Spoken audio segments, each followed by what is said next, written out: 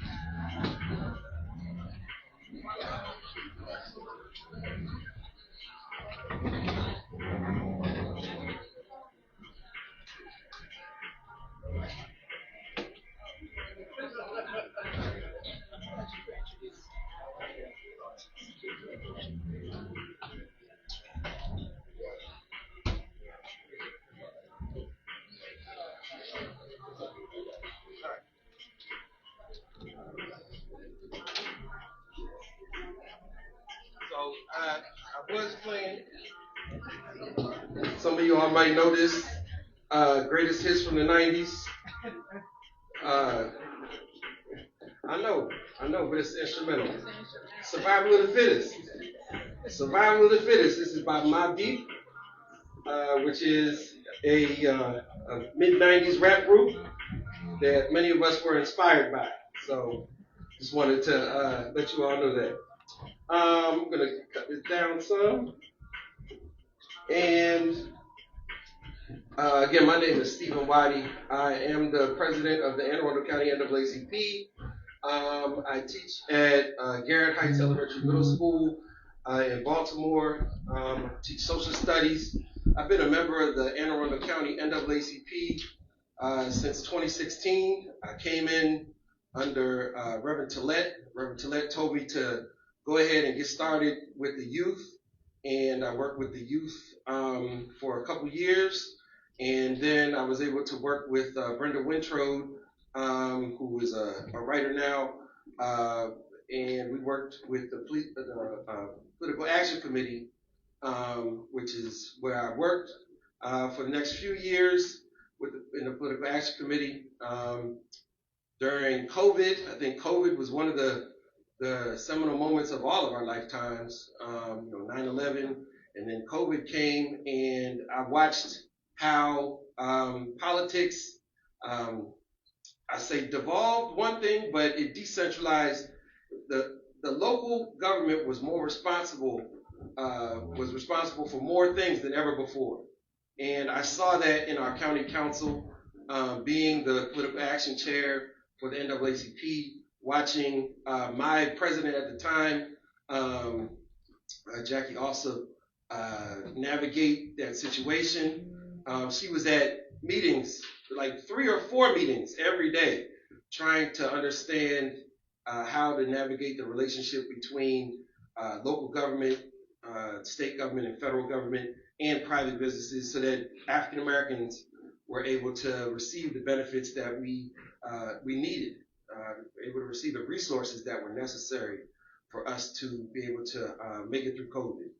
The NAACP at the national level was releasing a lot of white papers for us to understand how to deal with some of the work issues that Black people were working. What kind of jobs? What kind of jobs were Black people at that time in Anne Arundel County? A lot of warehouse jobs, a lot of grocery store, a lot of in-home nurses. So we were directly impacted by that situation, and I think we're still living in the COVID era.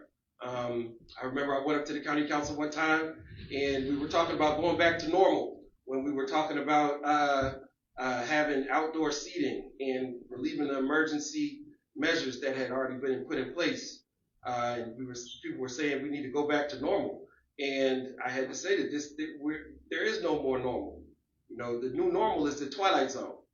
That's what we're living in, is the twilight zone, where we're constantly seeing how local government is responsible for everything. And so we have to be even more diligent in these times to be able to recognize who our leaders are, how to come together, how to be a community. And I think that this is a place for us to be a community within the NAACP. I know that you guys have been my community, Antonio and Shay and Ms. Neva, Ralph, you all met them outside, Gerald. I thank everybody that's been involved, Kiana, helping to set this up. And so we are working as a community to try and build bridges and not build walls, to make sure that we are taking care of each other. And that's something that the NAACP has kept as part of our mission. We were founded in Anne Arundel County in 1944. Before that, the NAACP the NAACP was working. The NAACP National has been around since 1909. But before that, we had Thurgood Marshall actually sued our Anne Arundel County schools to equalize pay for African American teachers. Sued George Fox. So that's part of the legacy of national NAACP. And then our local branch helped to desegregate the nursing staff and the staff period at Crownsville. So that's been something that we've been involved in since that time, since this branch was founded.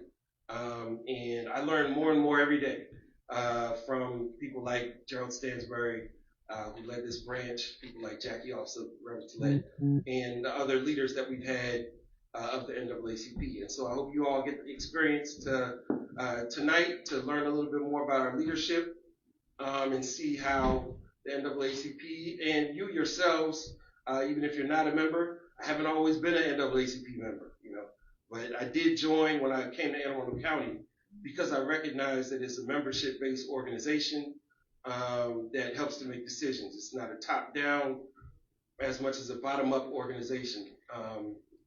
All of our resolutions we vote on at a national convention, and that guides our work locally.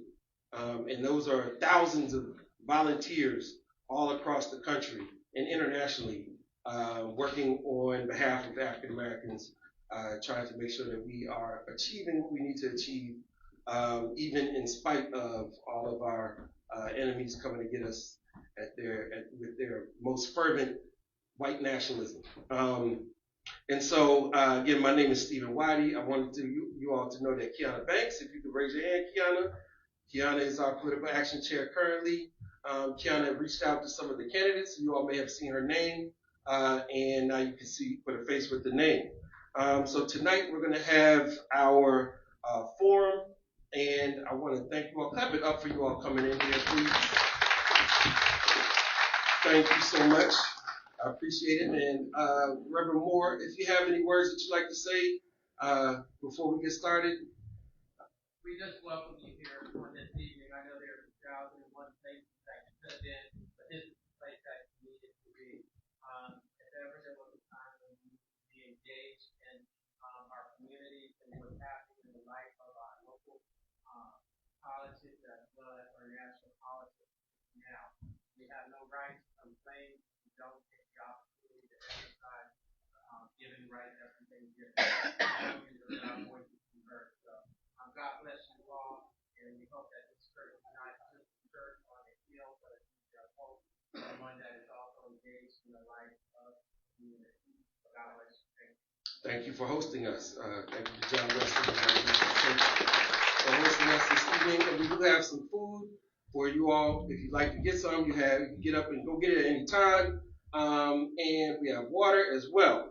Our forum tonight, we're going to have our candidates for districts 1 and 2 in the beginning, and then we're going to move from districts 1 and 2 to our county executive candidates. Districts 1 and 2 encompass the neighborhoods like Brooklyn. District 1 is Brooklyn, Severn, all the way down to towards Laurel in that area, and then we have Glen Burnie in District 2. And we have some people that are, is anybody from Glen Burnie in the house? Okay, we do have some people from Glen Burnie in the house. Anybody from Severn? I'm from Severn. Anybody else? Okay. We got a couple people from Severn. It's good to see. Annapolis. What about Annapolis? We got a lot of people from Annapolis. Okay, good. So those are the districts that we're focusing on. That's why we're here in Glen Burnie today. These are districts that have large black populations. These are districts that are inner ring kind of quote unquote suburbs.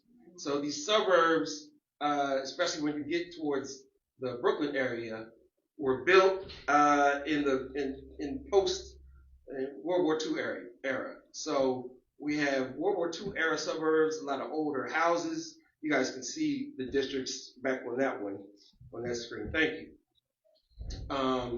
And so affordable housing comes up when you have older houses. And how do we utilize our older houses for affordable housing, especially, again, in Brooklyn Park area.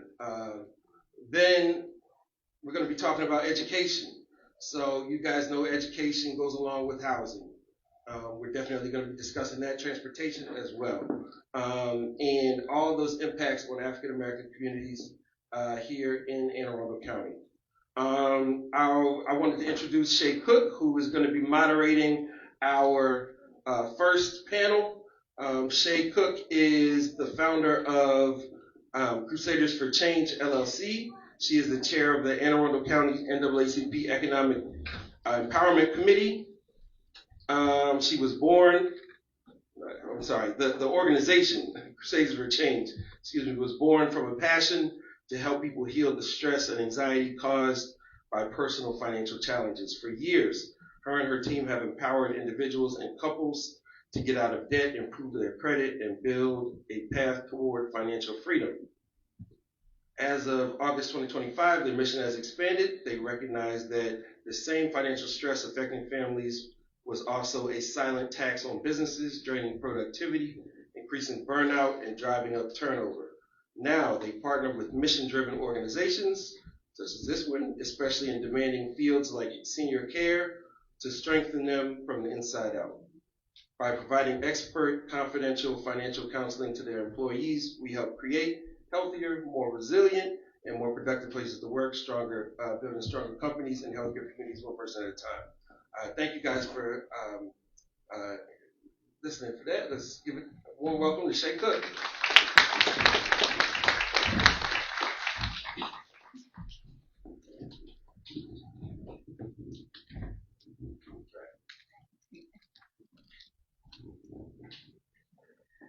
Good afternoon, good evening, everyone. How you doing? Everybody good? Again, thank you for coming out. Thank you, President Wadi, for the introduction. All right, so I am going to explain the format, including limits and how questions and answers are managed. But before we do that,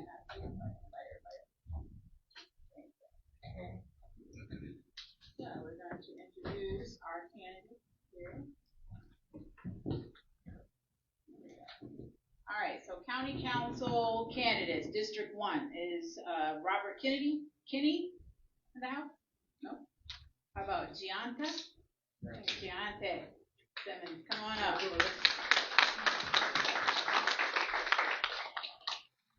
And we'll give you some time to do opening remarks, so welcome, sir. We have Kelly Smith.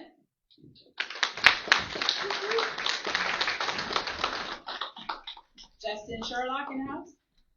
Justin? No. All right, and then we have County Council candidates, District 2, Caitlin Middlebrooks. Caitlin said she won't be able to make it today. Okay. She had another All right, no, you're fine. Will Shorter? I know I saw Will. Welcome. Corey Malinowski. Welcome. All right, that's our candidate. So I'm going to go over the format, time limit, and also introduce our timekeeper, Assistant Secretary Neva Stansberry. So in a minute we'll go over how that works, but welcome, Neva. All right, so each candidate will have 60 seconds for opening remarks in the order seated. During the last 10 minutes, written questions from the audience will be read by the moderator, myself, and each candidate for the office address will have up to 1 minute to respond. The speaking order of candidates will rotate. Each candidate will have up to 2 minutes for closing remarks in the reverse order of opening remarks. Candidates may not address questions or remarks to other candidates. All questions will come from the audience or myself. The candidates will have 90 seconds each to answer each question, and if there are any follow-up questions from myself, they'll have 60 seconds to respond to each of the candidates will be able to respond to that, unless the candidates elect not to respond. So again, our Assistant Secretary, Neva Stansberry, will have her pink for time, the 30 seconds, just time up here, and then orange stop. Okay, you got that? Stop on orange, time. All right, and I'll help you with that. All right, so it's important to remind everybody, including the candidates, but the audience, no personal attacks will be allowed. These candidates are running for county council. We have displayed the districts on the screen, as President Wadi said, and I want to remind us the duties of the position they're running for. As the elected legislative body of the county, the council has the exclusive power to enact, repeal, and amend all public law, local laws. Legislation must take the form of ordinances, oh my God, my words haven't been working today, which all advertise and come before the council and the public at their bi-monthly legislative sessions. The council also entertains resolutions for many administrative issues. The council is the final fiscal authority of the county, sitting in May in review of the proposed county budget and adopting the final budget. Additionally, the council sits as the Board of Health twice a year. Each council member has a legislative assistant who works with the councilman or woman to assist their constituents with a wide variety of problems and issues. Regarding their terms of office, both the executive and county members are elected during Maryland gubernatorial and legislative election years. Council members serve 4-year terms and are limited to 3 consecutive terms, while the executive may serve a maximum of 2 consecutive terms. The chairman of the county council is entitled to receive $50,779 while they're in office. County council vice chairman is entitled to receive $46,598 while in that office. Each office member of the county council is entitled to $45,402 for the entire term while in that office. In order to ensure that you have the most time to hear each candidate running to represent you, we are established again the format, time, and terms for the forum together. All candidates have agreed in advance to the following rules, correct? Now you got it. Candidates may not address, again, just reiterating, may not address questions or remarks to the candidates. All questions will come from myself or audience. Are you guys ready to get started? All right. So, again, we'll do opening remarks. So you have, what is that, 60 seconds. So I'll start with you. All right, testing. Can everybody hear me good? Yes. All right, so good evening, everybody. My name is Giante Simmons, and yes, I am running for the District 1 County Council seat. This is a bit of a full circle moment for me because I actually got my first start thing when I was about 16 with the youth NAACP. Oh, my good friend Armani Jackson. So this is just such a full circle moment doing this. But I got into this race to run for the county council because, like many people in my community in Brooklyn Park, we are tired and we want something different. Right now in Brooklyn Park, we are in a food desert. We don't get a lot of resources up there, and honestly, a lot of parts of this district just feel neglected. And when I decided to run for the race, the first thought I thought was, well, what can I do to benefit, Brooklyn Park? And I can tell you, from being in Generation Z, my generation has always gotten the shortest end of the stick.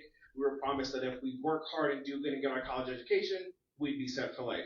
Well, I did that path. I'm a state employee at the Arundel County Circuit Court, and I'm doing good for myself, but I can tell you it is hard to afford a home. It is hard to actually do anything. And when you get out of college, the crippling student loan debt to the housing crisis we're in, it's very troubling. So that's why I'm running for this seat. Thank you. Yeah.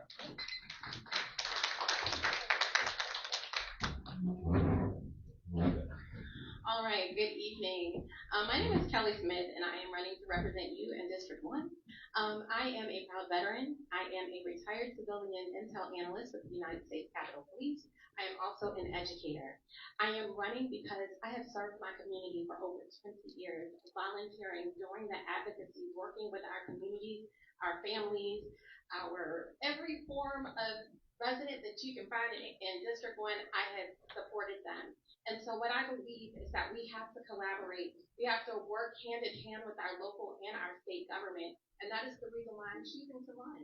Because I believe that if we all work together with our businesses, with our organizations such as the NAACP, I genuinely believe we can make a better Anne Arundel County. And so I am running because I believe that I am the right woman for the job. I have done the work. I have been out there, have been intentionally going throughout District 1 just to get to know what you all are saying. I appreciate the invitations to the backyard barbecues and everything else, and now I'm ready to run and I'm ready to serve. Thank you very much.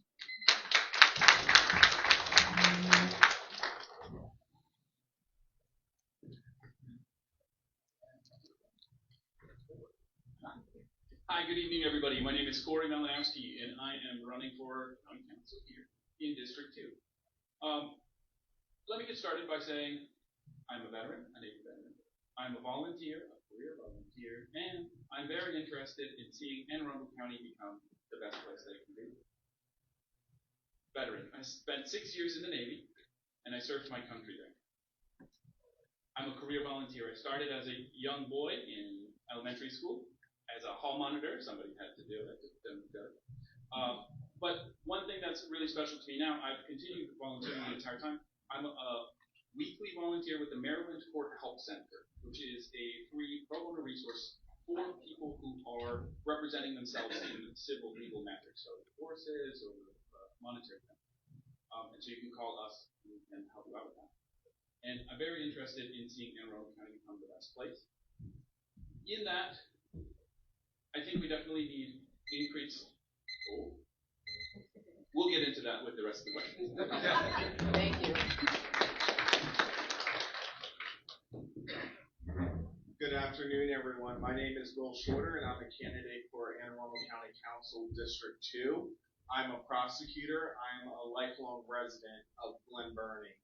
I am running because I firmly believe that leadership matters. And at the time we're in, we need leadership that is prepared to carry on the tradition of what the NAACP started, and that is to make sure that we invest in a good education, that we invest in safe streets for our communities, and that we address the affordability crisis. We are living in an opportunity gap, and I believe that local government can be a good force to close the affordability gap by making sure that we have affordable homes and that we have affordability in every aspect of our life. I am fortunate to have a diverse broad coalition that will enable me to step into the job day one to deliver for you. From endorsements from the county council level, the current holder of District 2, Councilwoman Pickard, to unions such as TAC, I am ready to do the work for you. Thank you.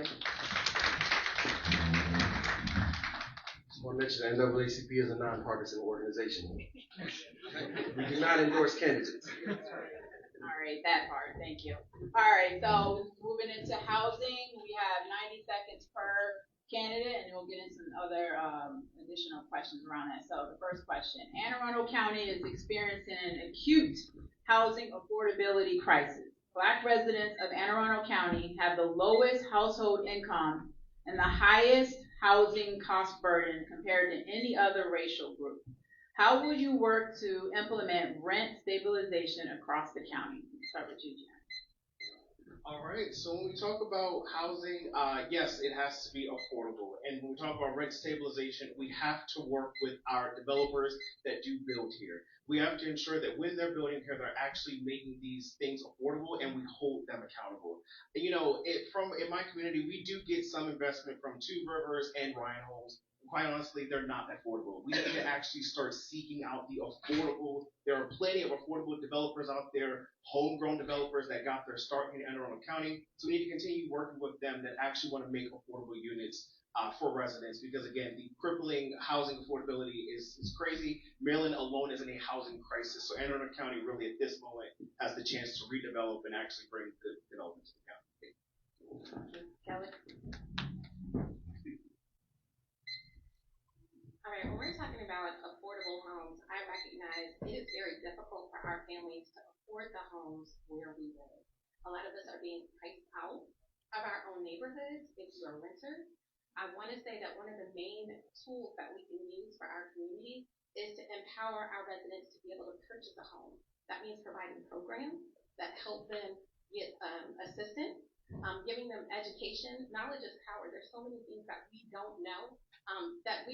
We're learning every single day. So I feel like if we provide the tools, especially to our Black community, give them some of the resources and the tools that's available for them to get the home. Then we have to talk, and again, we have to work with our developers, but I believe we don't have, especially in District 1, there's not a lot of land to even build.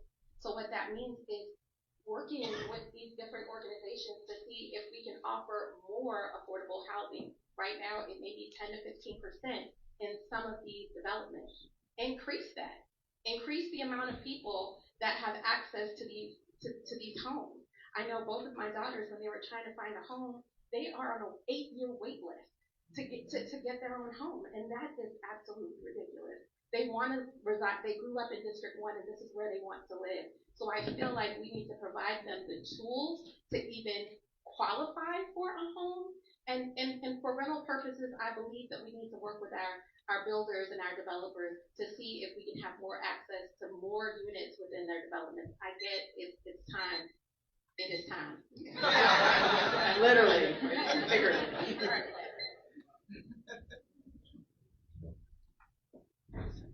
That was excellent time. Okay, so how would I affect rent stabilization here in Anne Arundel County?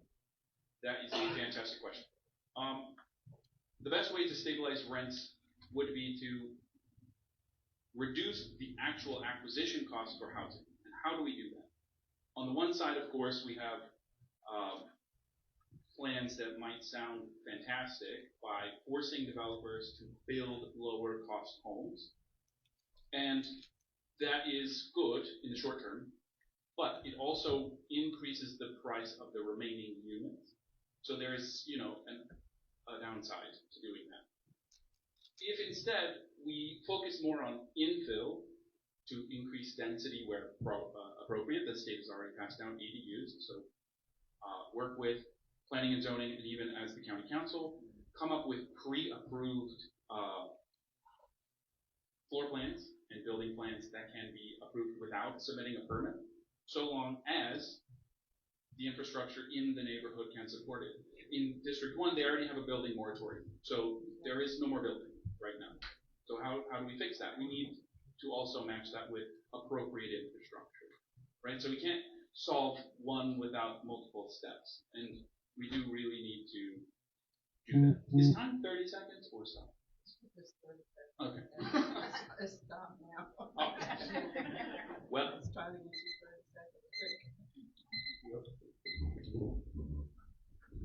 When we look at the cost of rent and the cost of homes, I think it's important to step back and put it into context. The home represents to many of our families the greatest economic source that many families will have. I think of my own family. My dad being baby of 11, he grew up in a home where his father put in the running water into the home. That is how much it means to have a home and a stable home, to have that you can pass down to your family. The problem now is when we take a step back, the starting point, the rent, before you get to the home ownership process, that's so far out of reach. And so the question is, how do we make sure that we actually get to the rent stabilization point of that? And how we do that is that we increase our capacity so that we make sure that we are offering opportunities for our communities to begin the transition to home ownership, but through rent that is affordable. And the way we do that is to actually increase our supply. And the tools that local government can do is streamlining our permitting process so that we can be very effective as we go about building enough units to make sure that rent is stable. Thank you. Thank you.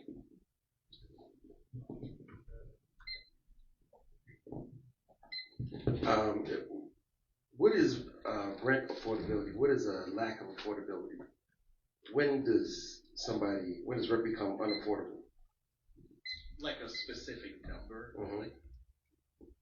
That's a good question. I feel as though a lot of the average price apartments that I have seen at least have gone into like the 1,200 range, starting at like a 1-bedroom studio. I feel like that's when it's way too unaffordable at that level. So I would say about 1,200 is unaffordable. But if we want to decrease that, I think a good stabilized rent should be at least in the 500, 700. I mean, depending on, especially for a studio, 700, we can start there or even go a little bit lower. But I think too much is done. So per household, there's a household number. When do you think policymakers might say above this is unaffordable? You're asking specifically when there's like the household level, like how Yes. many per household? I actually don't know how to answer that. Like you're specifically looking at how many per household, and then that's going to become unavailable. I guess it would depend on the combined levels. It depending on like if it's a joint household or if it's a single household. I think you would have to look at that. I don't think I have a specific number. Kelly?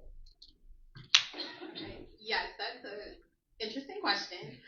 However, if you want to give an average, let's just say an average family of 4. If you have, 2 parents and 2 children living in the household, where we live, I'm only speaking about where we are, you could comfortably say $100,000. If you say each parent is making $50,000, $100,000 is an average income. And so that's where I would say $100,000 would be the average in this economy that we're living in right now in the district that we're choosing to represent. Things below that, I would call that more lower income. Okay. Thank you. Hopefully that answers your question. So generally, statistics indicate that being house poor is anything about 30% of a family's income. In District 2 specifically, I haven't really kept track of District 1, sorry. But in District 2, our median income is between $90,000 and $95,000 a year. That's our median income, which means 50% of everyone else is below that, which includes people who are unemployed and everything in between. So at $90,000, just to make the math easy, that's roughly $25,000 a year paid in housing costs, which might go to a mortgage or to rents. And so $25,000 divided by 12 is what? 1,250? Is that right? Come again? You said 25,000? Oh, I I do law. I don't do math.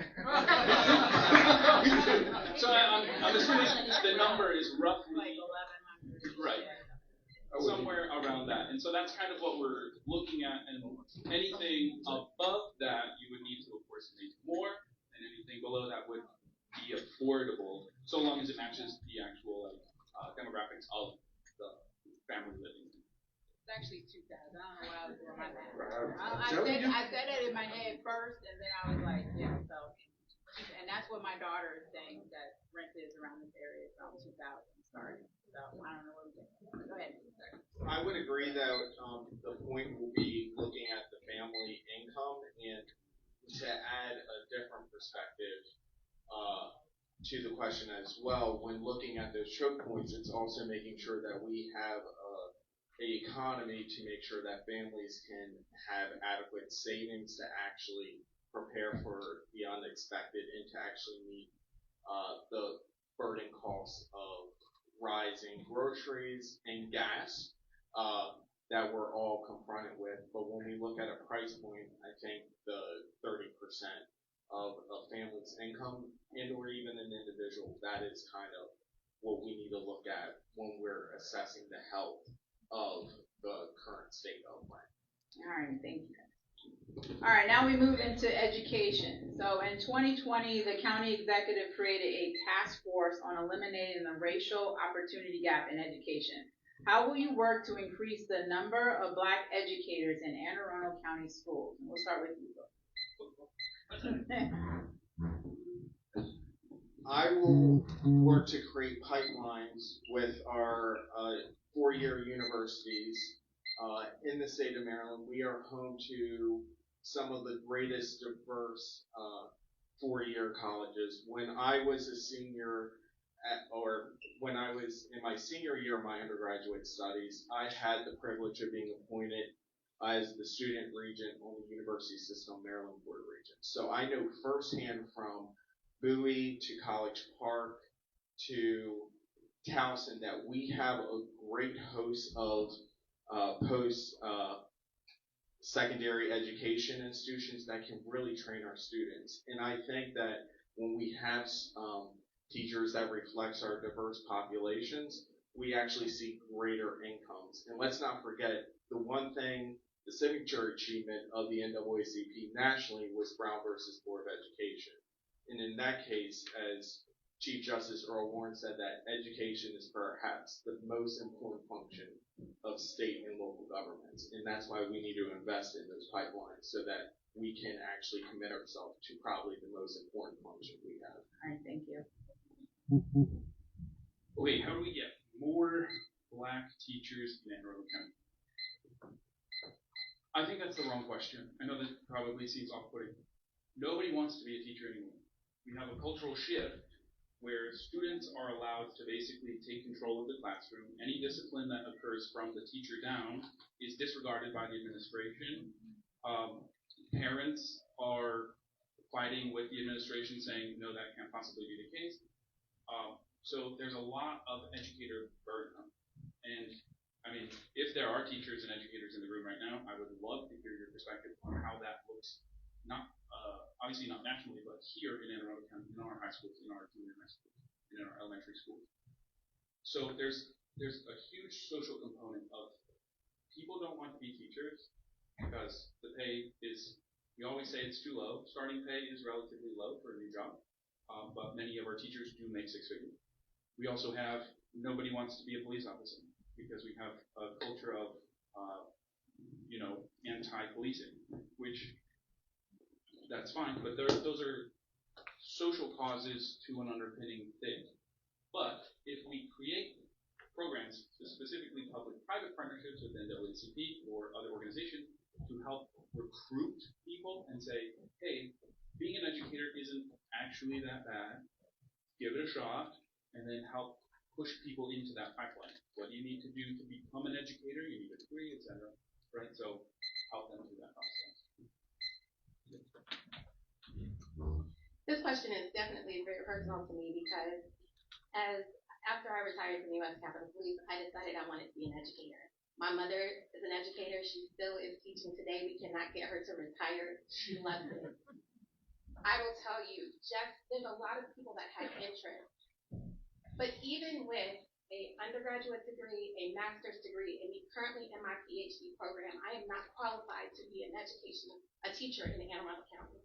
We have to create ways for people who are interested, not just those coming out of high school and college, but we have to create ways for our teachers to and work with these pipelines. There's a lot of people who want to educate. Let's be clear. There are a lot of people that want to support our students. A lot of them are people like me. I was about to say reclass because that's the military term. But there's a lot of people who want to change careers and they want to help and serve. But we have to create ways to do that. There is no reason that I have to go back to school to get another bachelor's degree in education to be able to be qualified to teach our students, when I can actually be a substitute teacher with 13 credit hours and teach for an entire school year. But me, with almost a PhD, I can't do that.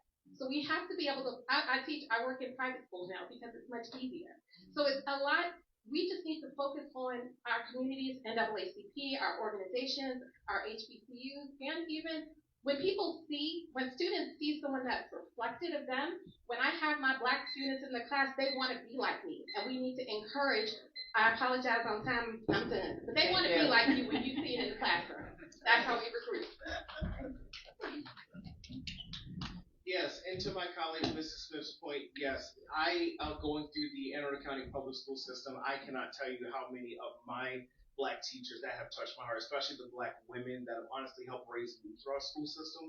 And how we get more of them to do this is like Will Schroeder said, the pipelines. We need to keep recruiting these teachers. We need to work with our teachers union, understand how we create those partnerships, and also start early.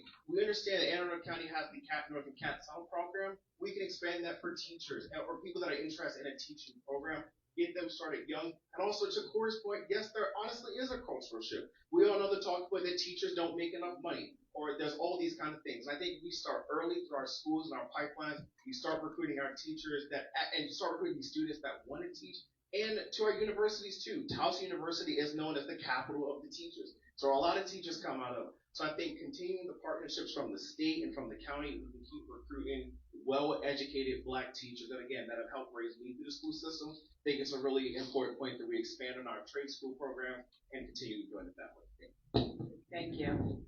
And by the way, we'll have time at the end around 7:20 for questions from the audience, so please start writing down your questions if you haven't already. So a rebuttal, 60 seconds each. I want you each to explain to me and to the audience here in relation to education, but beyond, what does diversity mean to you? I think we need to go a little deeper. What diversity means to me? Yeah. I think what diversity means to me is honestly when you can go into a room and see many different walks of life.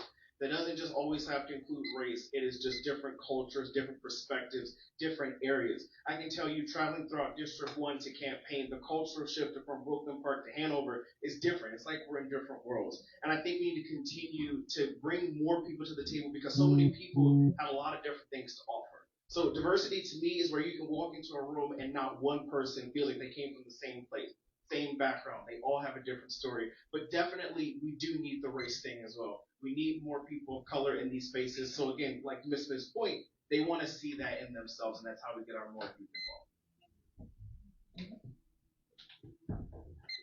Diversity to me means, well, let me go back. District 1 is one of the most diverse districts in Anne Arundel County. And when you go into these schools that these students are in, and when you're looking at our businesses, you want those places to reflect what the community looks like. And so diversity means pulling from pipelines. I know our organization, they are all qualified. However, we don't pull from those candidates. So what I feel like is diversity is us taking a moment to stop looking at what we look like on the outside and actually look at our qualifications, because we are all equally qualified. We just don't all have the same opportunities. And so diversity means actually pulling from the best qualified candidates, not just based on what you look like or where you come from. Thank you.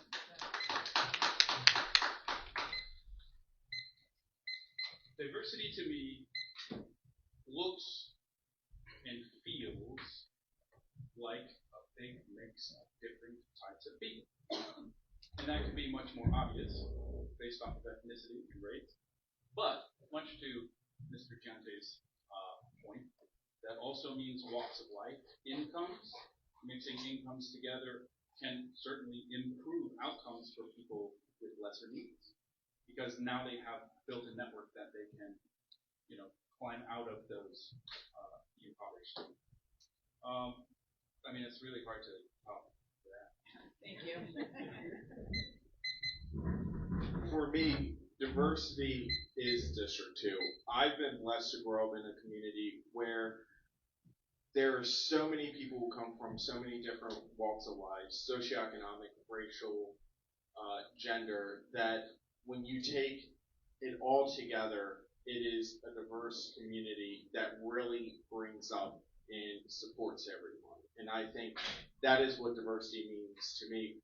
But taking it to another level, I think when we have diversity, we need to make sure that people are included. So we need inclusion. It's one thing to acknowledge the diversity amongst us, but it's another thing to make sure that local government is responsive in including the diverse populations, and that's what I believe local government's responsibility is. Thank you. All right, now we're going to policing. The Police Accountability Board was created in 2022 with the purpose of providing civilian oversight of law enforcement. According to the 2024 data in the Maryland dashboard on race-based traffic stops, 39.9% of Anne Arundel County traffic stops were Black people, while 41% of traffic stops were white. What steps will you commit to empowering the Police Accountability Board with eliminating the pattern of racial profiling on Anne Arundel County roads? We can start with Will. Thank you. And the police accountability reform was, personally for me, I have a unique vantage point because I was a staffer on the Maryland House Judiciary Committee when that very bill was being drafted and contemplated by the legislature. And it was a different way of thinking of how do we rebuild trust with communities and how we think about policing.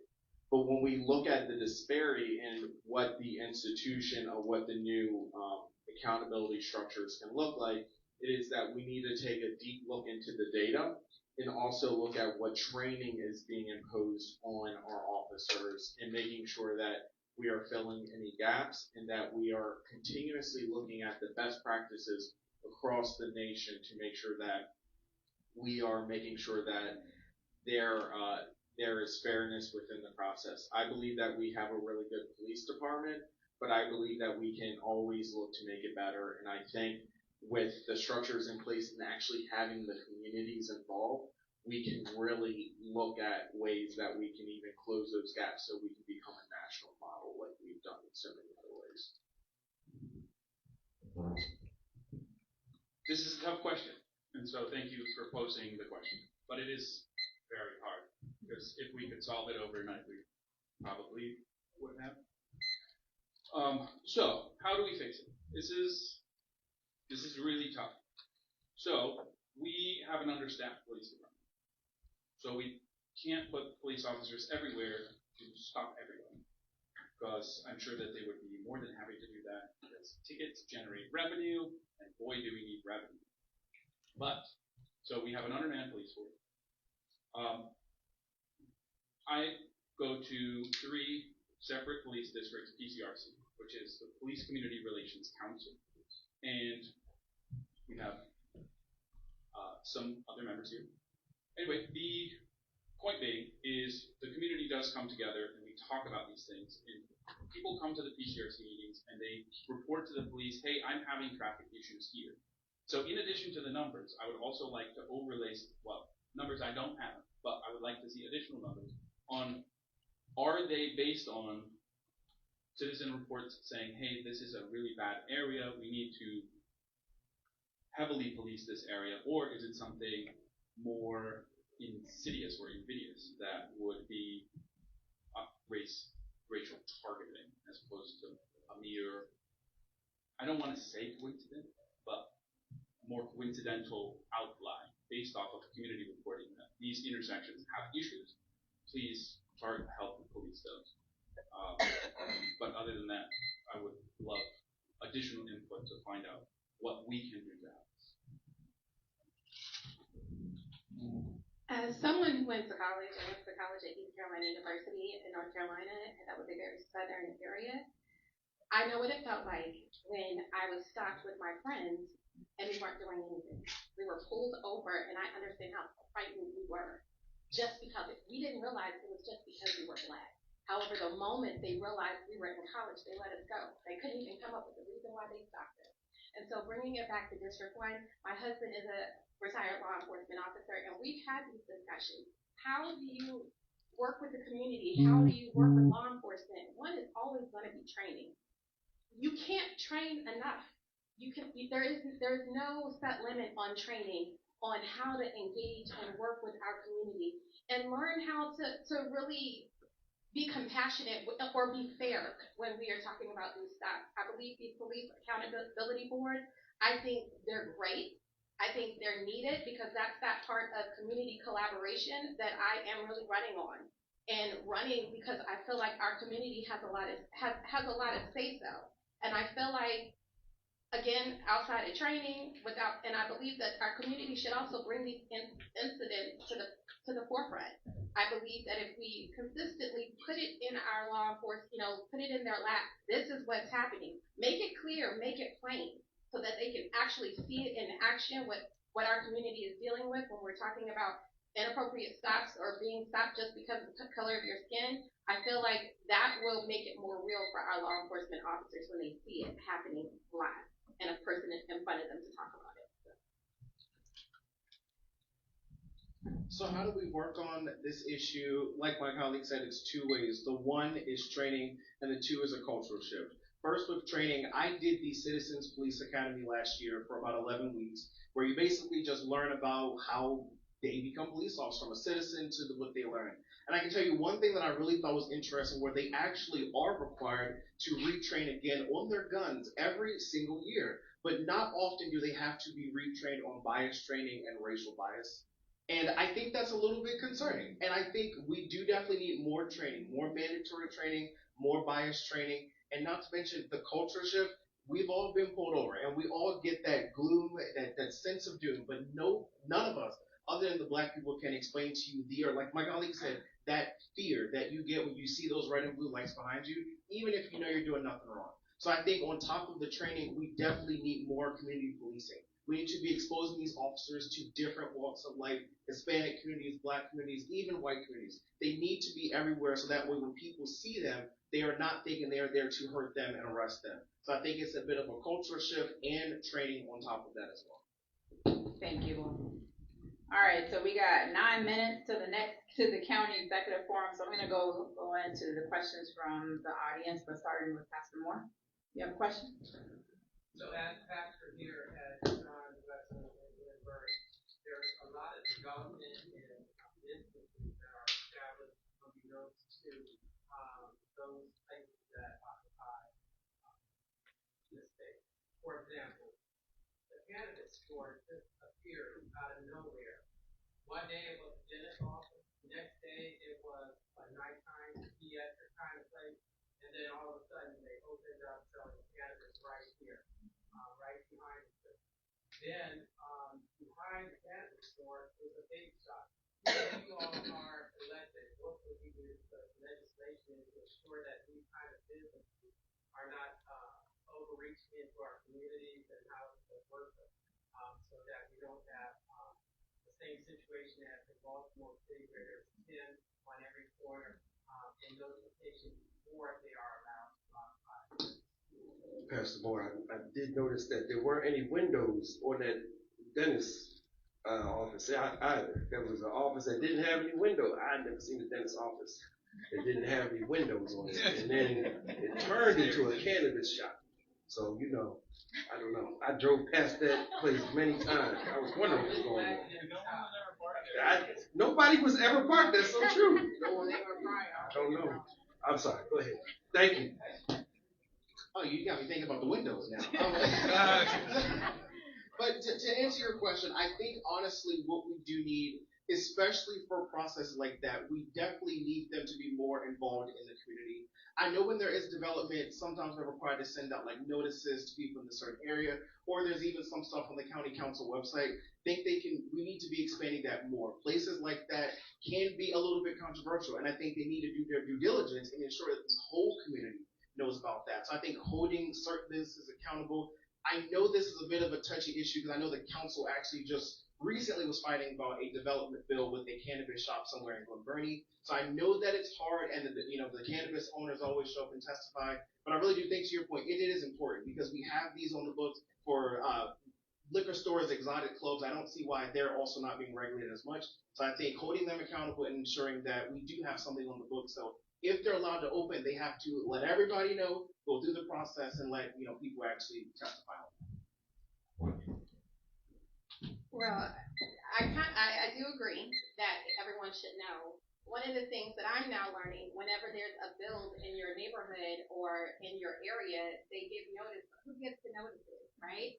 So I feel like one of the big things that I'm running on, and like I said before, is community. And so I was talking to my friend, I said, if I got to knock on every single door in the community, I want them to be aware that these meetings are actively taking place and they are your voice and your opportunity to talk about. And change can happen when you are in the room. But if you're not at the table, you don't have a voice. So not only should you be there at the inception of what is about to take place, because we all know the permitting process is very long in Arundel County, so there is time to let you know when it's going to be taking place, when they're going to do a rebuild, but also come to the council meeting and talk about it. We need your voices. It's not going because now we're encroaching on businesses. Like if you help one community, there's another community that's going to be hurt in that interim. But I do believe if there is enough voices in the room, you all can talk about, hey, why don't y'all find another location for that place. I just feel like you have to be at the table to actually have a voice about it. So I feel like if we communicate and let you know it's coming, then you should do your part as well and let your community and these faith communities know. Show up, talk about it. I can't be the only voice. You got to be there to help me. Ditto. But obviously, I'm not going to take the cop out. But I do agree with what both of them said. One way I think, just to add on to that, since I'm already in agreement, one way that we might be able to tackle that, and this is just kind of spitballing off the top of the head, I would like more time to think about it, but because the county council controls zoning, right? We control zoning. We get to decide what is commercial, what is industrial, and generally, I think our zoning code is already too complex. But we could create a new zoning code after simplifying it, simplify it to make it more complicated, whatever. Anyway, specifically just for these sorts of sin businesses, right? Where we could mandate that a variance always be sought for this type of business. And then everyone gets to find out about it with big public notice boards, big notice everything, and then nobody could really say we didn't know about it, which I agree, that thing just popped up. It's like, oh, good. Because there's one right next to my house too, and I'm like, okay, that's awesome. I think, Reverend, to your point is well taken, and I think that what local government should focus on doing when it comes to cannabis pop-ups or any new businesses that will change, that would add a change to the community is clear processes and clear expectations so that it's just not one business, but it's no matter what happens over the span of a lifetime of a community, people can have an expectation of what the process looks like. I was fortunate, I think, the work we began to do in Anne Arundel County, starting with the Plan 2040 process of actually having communities set at the table and drive what zoning will look like, and I represented Glen Burnie on that citizen advisory committee, was the first step. But I think we need to take the next step of making sure that we have clear expectations of what the different zoning will look like for businesses that will come into our communities and how we engage. Each community may need a different level of engagement or engagement will look different. We have a lot of hardworking people here where some people are working 2 jobs, but that doesn't mean that local government can't get creative to reach out to these communities to make sure that we are being inclusive of everyone in the process. Thank you. All right, well, unfortunately, we're at time, so I'm going to give everybody 30 seconds to do closing remarks. And if we really appreciate your questions, please, just after the event, maybe run up to these guys and. The 2 questions that we got: how do you view fiscal responsibility in elected officials or candidates who have violated public trust? And Anne Arundel County is currently 350 firefighters short. What is your plan to adequately staff the fire department? Will you support the SAFER grant and continue to ensure we remain the most diverse workforce? That may be questionable. But those are the questions for another day. You guys have 30 seconds for your closing remarks. Thank you. I believe that throughout this conversation, one thing is clear. Local government can be a source for good. And to kind of address the first part, that's why ethical leadership is needed. I am a prosecutor. I'm held to a certain level of ethical conduct every day I go into the courtroom. And I believe that our public servants should have the same as well. And I believe that we should have a good education, a robust workforce that includes diverse communities, and that we have public safety in all streets. Thank you. Okay, in closing, another reminder, I'm Corey Malinowski. I am running unopposed in the primary, so November, I hope every single one of you votes for me who lives in District 2. So personal goals with the county, we all heard. The government is in every aspect of your life, and you want someone who's going to consider how to balance those priorities in a similar way that you would, and will listen to your voice. And I, right here, right now, am promising to do that. My campaign slogan is leadership that listens, and that is my promise to you and the community as well. All right, thank you all for this great conversation tonight. And I just want to say this, my campaign and my journey to county council has never been about politics. It is about my heart to serve, and I have been doing it.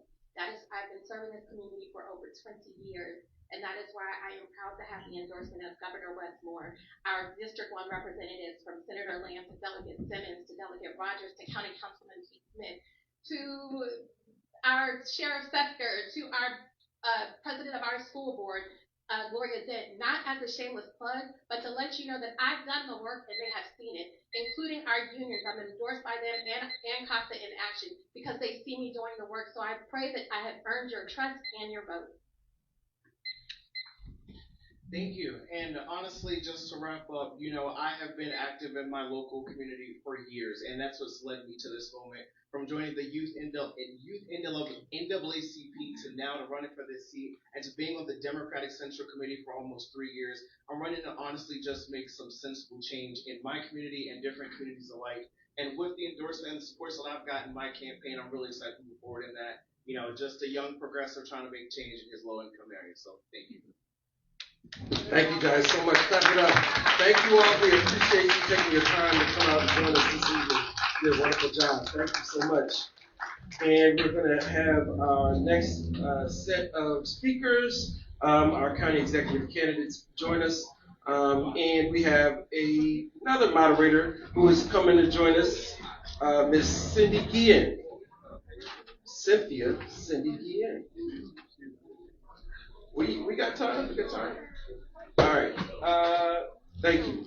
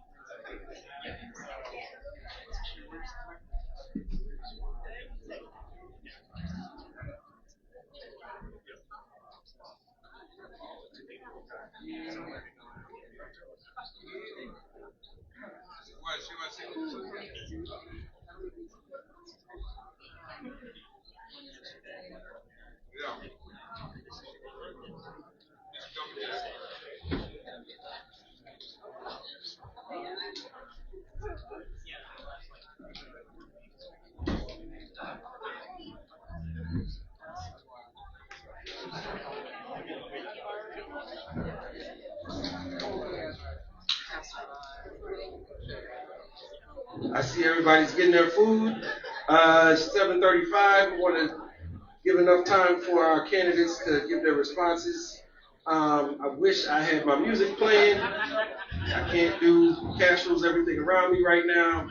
I also have March Madness. Anybody like the future? Turn it up? No, I can't turn it up. Because that'll just encourage. Let's be quiet down, please, and grab a seat. Let's quiet down, please, and grab a seat. Thank you. So we can respect our candidates' time and your time as well. Thank you, guys. That was a very enlightening conversation we just had. I think we learned a lot about our different candidates for Districts 1 and 2. And I hope that gave you guys some good information.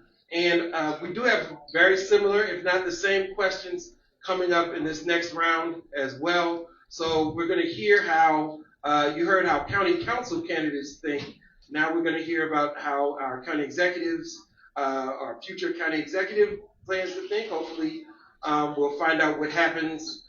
We'll hear what happens after the next 4 years. So at the end of this next 4 years, or 8 years, what may we see changed in Anne Arundel County? I think that's really on a lot of our minds in this moment. And thankfully we've got a Black cultural maven here with us, Miss Cynthia again.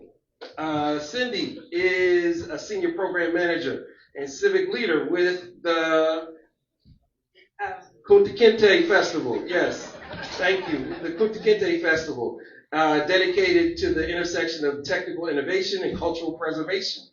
Professionally, she co-manages the standard application process for the National Science Foundation, driving strategic coordination across 16 federal statistical agencies to improve government efficiency and data accessibility. Her executive leadership extends into the cultural sector as board chair of Kunta Kinte Celebrations Incorporated, where she serves as the board chair for the Kunta Kinte Heritage Festival. We also do voter registration there. Ralph, who is outside doing voter registration with his crew, hopefully Jen Roman, I saw Jen Roman out there, so hopefully you all, if you have not registered to vote or you've moved since you last registered to vote, you can change your address. If you got married, you can change your name. So all of that is available. If you turned 18 and now you're moving out, be prepared. So please go and register to vote. That's what we do, is make sure that people are, and Ralph is the linchpin of our outreach for the organization especially. So we definitely thank the Kunta Kinte Festival for allowing us to be there. One of the sorry to divert a little bit more, one of our members that passed away recently.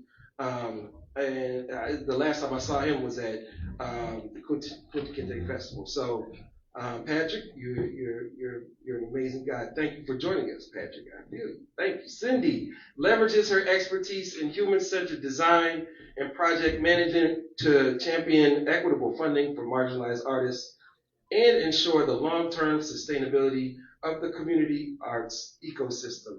So thank you for joining us, Cindy, and please clap it up for our moderators for the next session. Thank you so much. So with the last forum, we did introduce our timekeeper. So I'm pretty sure everybody is aware who is keeping time. So we're going to pass through that quickly. And I'm going to just go ahead and go over the rules. Each candidate will have up to 60 seconds for opening remarks in the order seated. During the last 10 minutes, written questions from the audience will be read by the moderator, and each candidate for the office address will have up to 1 minute to respond. The speaking order of the candidates will rotate. Each candidate will have up to 2 minutes for closing remarks, in the reverse order of the opening remarks. Candidates may not address questions or remarks to other candidates. All questions will come from the audience and the moderator.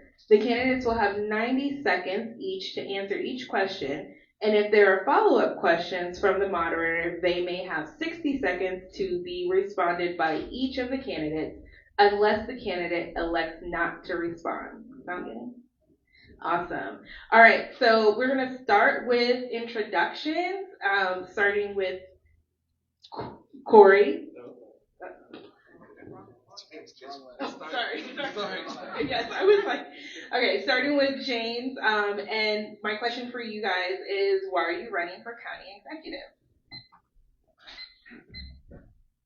Well, thank you so much for hosting and Now it is. Awesome. Thank you all for being here. Thank you for hosting. My name is James Kitchen. I am running for county executive. I'm running for county executive because this county has always been my home. My earliest memories are of crabbing on the bay. I was raised in Crofton, graduated from Arundel High School. I am raising my family a mile down the street from where I grew up, and I will tell you it is amazing to raise your kids in a community where they can get on a bike and go visit their grandparents. And I want every single community to be a place where people want to raise their families, where people want to retire to. And I know that takes hard, intentional work. That's why I'm running for office. I have 7.5 years of executive branch experience working for the Pittman administration. I've earned a PhD in public policy from UMBC right down the road. And what I'm really excited about is just the ability to do politics differently. Politics and our structures are not working for our communities and our people at the rate that they should. And there are structural reasons for that. A lot of it is that special interests that fund different campaigns have an outsized influence in our policy. That is true in both parties. People are leaving both major parties because they have felt that neither party structure really represents their communities. I am using the public campaign finance system. I'm not taking a dime of special interest money. It's going to allow us to get in there to structurally just do politics differently and to work on behalf of our people and our communities like we've not really been able to do before, and I'm very excited for that.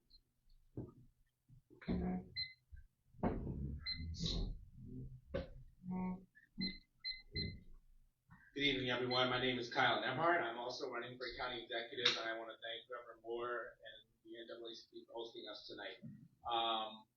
My wife and I, we built our lives in Maryland. We raised two beautiful young kids, bought our first home in the Freetown neighborhood, this home that we still live in to this day.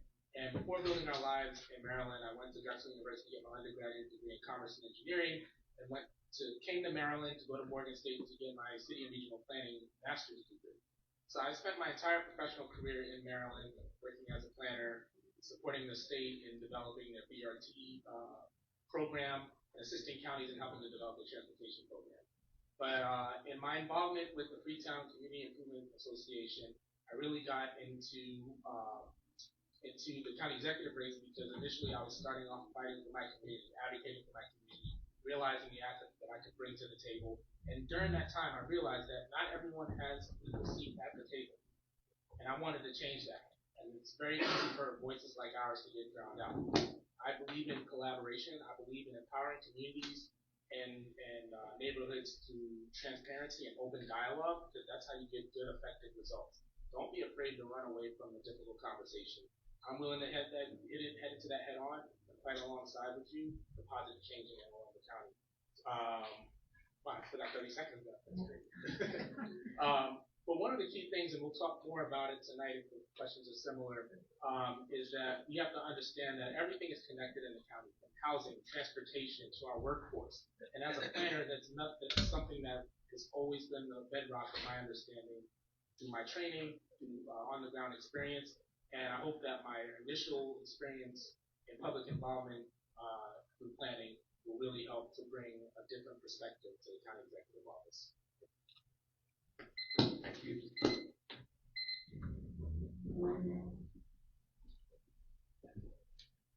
Good evening, everyone. Thank you to the NAACP and Reverend Moore for hosting us tonight. I'm Allison Pickard, and I'm running to be your next county executive. I was raised in a military family and taught early to value service and community. I put those skills to work when I, right out of college, joined AmeriCorps as an inaugural member and as a community organizer. But I put those skills to work of community organizing with the PTA. Like many moms in this room, making sure that my kids and all of our community have thriving and dynamic schools is really important to me. With that, I was awarded the AACPS Volunteer of the Year back in 2013. And that led to me being appointed to the Board of Education, where I learned firsthand just how important local governance is to the quality of our everyday lives. And in 2018, I knocked the doors, I listened to my neighbors, and I flipped that seat in District 2 from red to blue, bringing in that Democratic coalition that has had such a great impact over the last 8 years in Anne Arundel County. We've made historic investments in public education, we've passed our first fair housing laws, and we've enhanced environmental protections, including in creating the Resilience Authority to tackle climate change. But the work's not done, and as your next county executive, I will be laser focused on tackling the affordability crisis that faces all of us. We have a lot of work to do, and in order to do that, we're going to have to grow our local economy so that we are well resourced to invest in our shared vision for this county. With the chaos coming out of Washington, goodness, we have a lot of challenges. We are facing them, but we're facing them together. I've built a coalition of elected leaders here in Anne Arundel County, from Congress to the State House, the County Council, and the Board of Education, that trust me to lead Anne Arundel County forward. Thank you.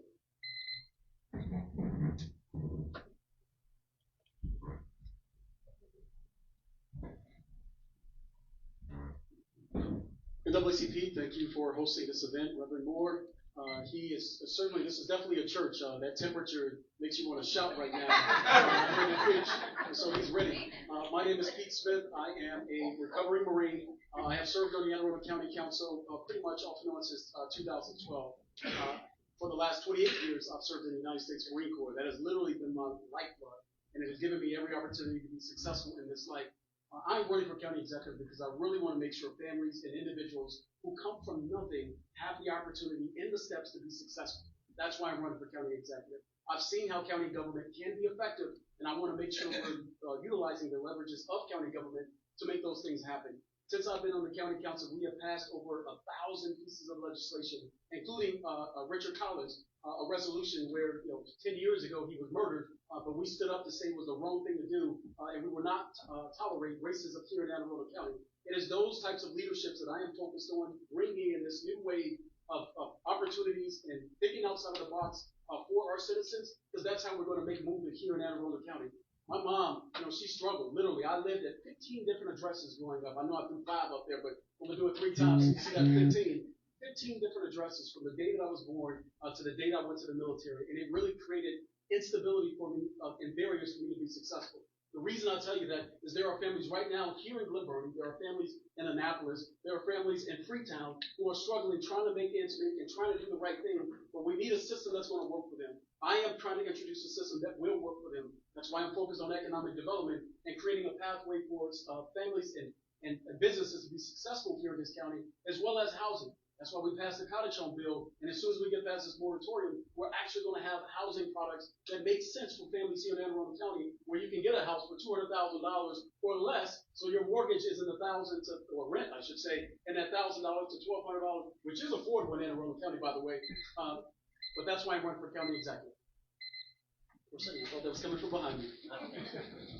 I don't think I need to talk loud. Everybody. We're using it for the so we could. I don't know how I can get back to this. It's okay. I don't need that. So anyway, my name is Dave. Oh, are you online? You need this? Yes. Okay, sorry. So, my name is Dave Crawford. I'm running for county executive on the Republican side. And the county executive is all about leadership. I've got plenty of leadership in my past, and I'm still leading in the present. The county executive is for everybody in this county. And I appreciate the questions earlier we heard tonight, because those are great questions. They were great answers.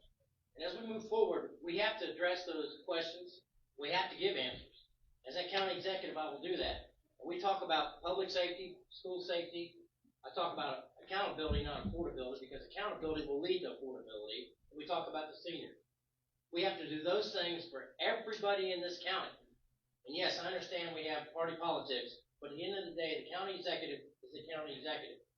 And he answers to everybody. And everybody has that opportunity. Everybody has a chance to succeed. Everybody has a chance to own a home. We make sure all our public safety, both fire and police, are safe. When they do that, and we do the right things with those folks, you're safe. That's what it's all about. It's really cut and dry. You know, it's about doing the right thing for the folks that put you in office and realizing that everybody sitting in this room is my customer. We have to do the right thing and have customer service for everybody in this room. The day anybody in the county workforce misunderstands, doesn't understand, or doesn't treat everybody with respect because they're our customers, I've got a problem with that. So going forward, we're going to treat everybody, give everybody the chance, realize who our customers are, and make sure we do the right thing. Thank you.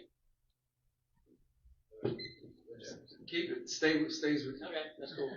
Come back down. Sit back down. No, it's coming. All right, so just a little bit more introduction. The county executive oversees the executive branch of the Anne Arundel County, which includes various offices and departments tasked with carrying out county laws and policies. This role involves managing the county's day-to-day operations, preparing the annual budget, and coordinating with community leaders, policy experts, and elected officials to address local issues. Both the executive and the council members are elected during Maryland's gubernatorial and legislative election years. Council members serve 4-year terms and are limited to 3 consecutive terms. While the executive may serve a maximum of 2 consecutive terms, the county executive will have $180,000 in 2026, $183,000 beginning the first Monday of 2027, $186,000 beginning the first Monday in 2028, and $189,000 beginning the first Monday of December 2029 for salary. All right, so my first question is going to Dave. Dave, Anne Arundel County is experiencing an acute housing affordability crisis. Black residents of Anne Arundel County have the lowest household income and the housing cost burden compared to any other racial group. How will you work to implement rent stabilization across the county? Housing affordability.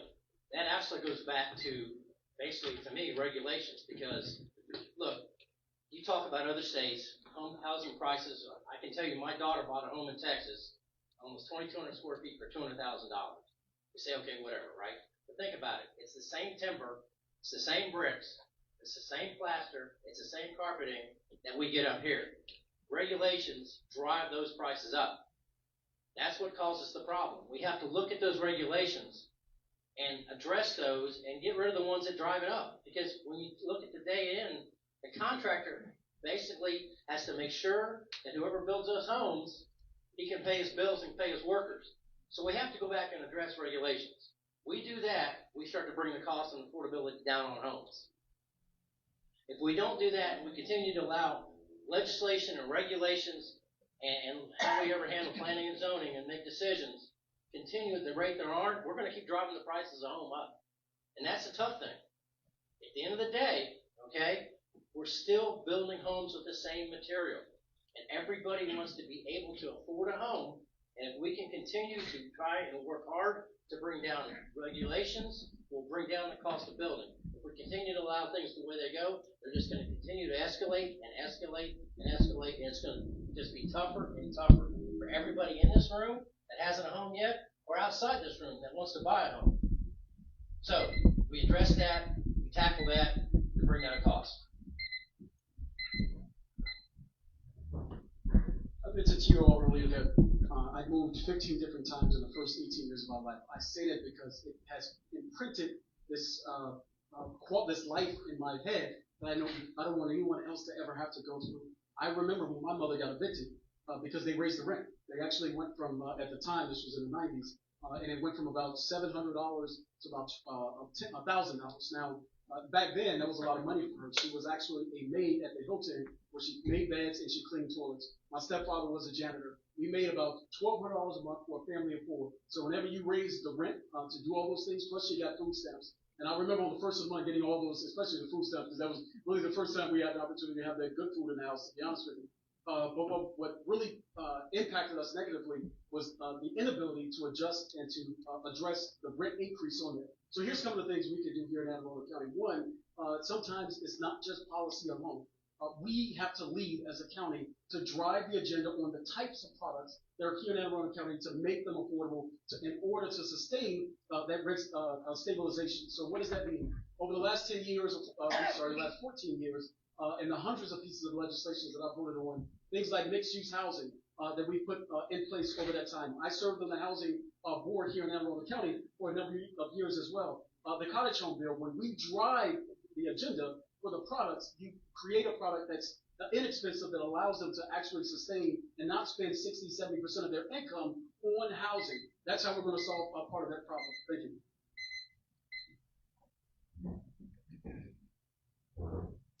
So rent stabilization in Anne Arundel County is going to be wholly dependent on our supply.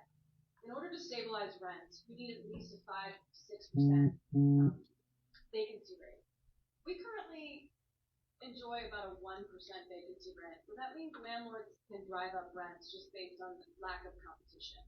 We've done a lot in the last 8 years. We've passed a lot of housing policy, from workforce housing to our Housing Attainability Act. But if you're really talking about rent stabilization, we're going to have to be laser focused on making sure we're doing the transit-oriented development, the redevelopment in all of the places where we already have provided the opportunity for infrastructure. We're going to have an expedited process to making sure housing and rental housing gets built. We're very limited in Anne Arundel County. I think we need to start having honest conversations about land that's actually zoned for rental property, and it's minuscule.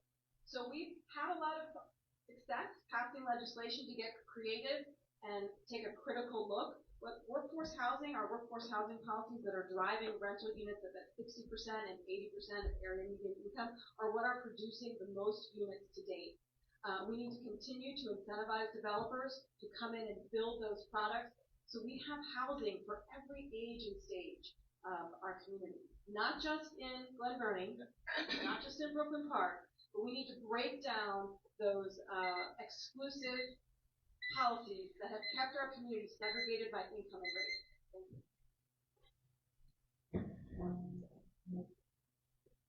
So just to expand on some of the answers, because I agree so far, like we need to increase the type of housing stock that we have in the county. We do need to increase supply to help drive down the cost. But just to take advantage of some of the stuff that's already been said, I want to expand on that by saying that it's not, the key operative word is affordability. And I'm not sure how many people in this room are aware just how much transportation takes up the household budget. And the lower your income is, the bigger chunk it takes out of your budget. And I can speak from personal experience. One who came straight out of grad school with tons of student debt. It's kept me from actually purchasing a home as a bachelor, and just barely able to maintain that myself. I had the luxury in Baltimore City of being able to take the bus to work as opposed to driving.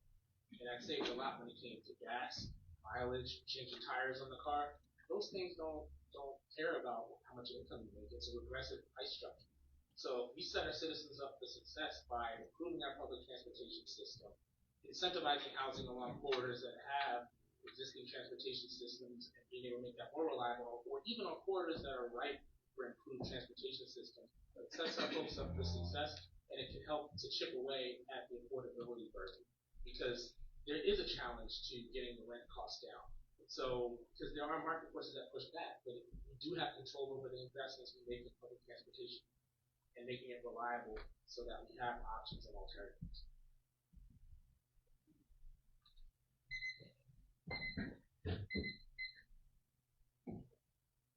All right. So we have to start by acknowledging that government is part of the problem. It's part of how we got to where we are. We set up structures and told developers to go build, and we set up structures that got us where we are. So government has to be part of the solution in saying, like, hey, we cannot build like this anymore if we are going to produce the housing that our most vulnerable and just working class residents of this county need. It's going to have to take public policy. We have to be laser focused on building the affordable housing that our residents need. It's not just more supply, it is supply of wealth.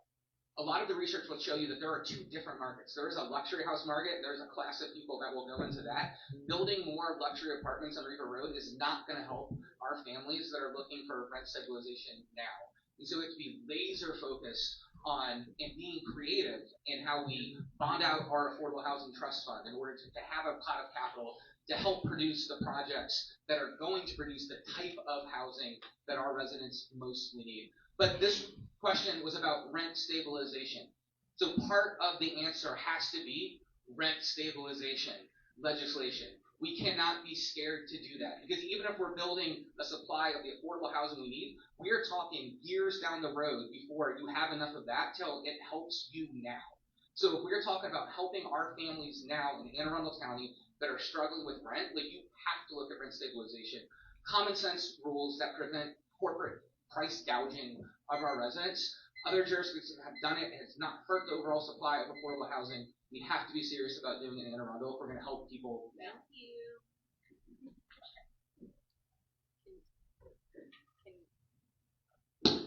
All right. So our next question, we will start with Pete. Data shows that Black families significantly have higher mortgage denial rates and rising costs of living that threaten to displace long-term residents. As county executive, what specific policy levers will you use to increase the supply of truly affordable housing? Will you commit to implementing anti-displacement measures to ensure that working families are not priced out of the very communities they have built? This county has passed over the years anti-discrimination laws based on income. We passed Housing Attainability Act, mixed-use development, a whole host of policies that have been aimed at ensuring that the supply of housing available for residents is adequate. Now it's about making sure that we actually get the supply to happen, right? And so back in 2009, 2010, when the housing bubble actually occurred, a lot of development actually ceased because they thought their products were going to not get the value that they warranted. So it waited about 3 or 4, maybe 5 years. So in the middle of 2015, you saw this big burst of housing that took place here in Anne Arundel County, and you're feeling the effects of that because of BRAC as well, with all the jobs that came into the area. So what we're going to focus on is how do we actually hit the ground with getting specific products built today. That's why I keep going back to this cottage home. It's about what types of products we're building to make sure they are affordable. If you look at the cottage home bill specifically, it requires them to be in a price range that is adequate for folks who earn anywhere between 30 and 100% of AMI, area median income. That's how we target this. But it's not just a policy. We actually have to go out there and actually work with developers who want to build that product. They are more concerned about getting their highest price point on a development than it is we need to find developers who care about helping us meet our goals. And part of that is the type of product. We have plenty of policies in place, certainly over the last 10 years. It is about action.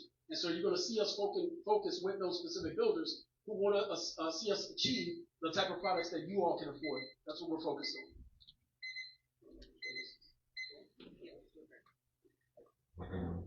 So that's a really important question about anti-displacement, or sometimes referred to as gentrification. And as we look at crafting policy in Anne Arundel County to uplift communities and make really sustainable change, it's absolutely a policy lens that we should be looking at. We need a strong policy team. These are complex housing policies. We've done a lot of work over the last 8 years between Plan 2040, our general development plan, and all 9 regional plans. Embedded in each of those communities are individual sector plans that are now on our plate. We need to pull our consultants and our communities and our stakeholders together and look at those pockets where we've decided we want to bring real change, transform communities, but we want to make sure we do it with respect to the surrounding community. And those sector plans are going to be so important. And folks in this room and other stakeholders have to be a part of that conversation as we look to truly evolve communities and bring positive change in every zip code. I could list them all. I'm very excited about this work, and you can count on me to have that lens in all of our housing policy going forward.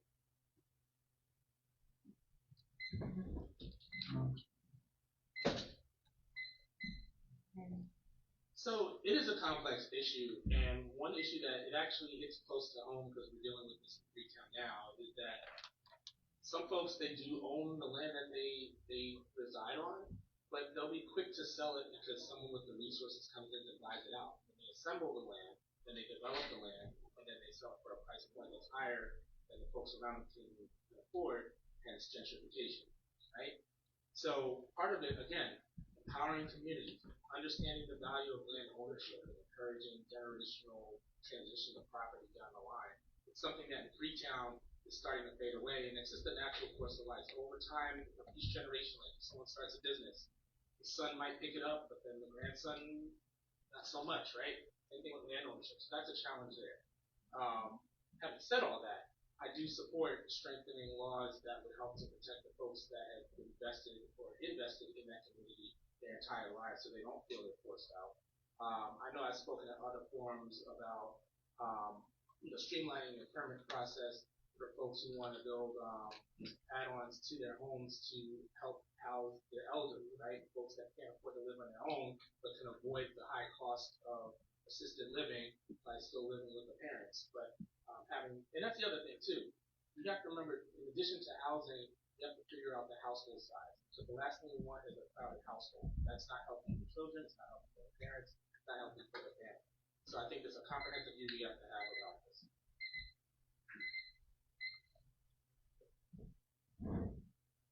So there are 2 parts to this question. It was how, what are we going to do to ensure that there is a supply of affordable housing that our community actually needs? And as I got into with our last answer, we're going to bond out the Affordable Housing Trust Fund. We will create pockets of capital that we can go in and help support the projects that our residents actually need. And you can use that in a handful of different ways to be creative in creating that supply. But on this anti-displacement thing, once you have that pot of capital, a portion of that will go to help encouraging these projects. A portion does need to go to community land trusts that can create permanently affordable housing in our communities. That has been proven to be one of the main ways you can push back against gentrification and the displacement effects that come with that. And again, we also have to be serious about creating rent stabilization policies. Not rent freezes, but rent stabilization. You say, hey, it can go up, the rate of inflation plus a couple percent, but you can't have a corporation come in, buy a bunch of homes, jack the rent up, significantly higher the rate of inflation that forces people out, so that you can then put all the units together and redevelop it as a gentrified place. And so we have to be focused on both, that supply of the housing that our residents actually need, but also providing the anti-displacement efforts through community land trusts and through rent stabilization.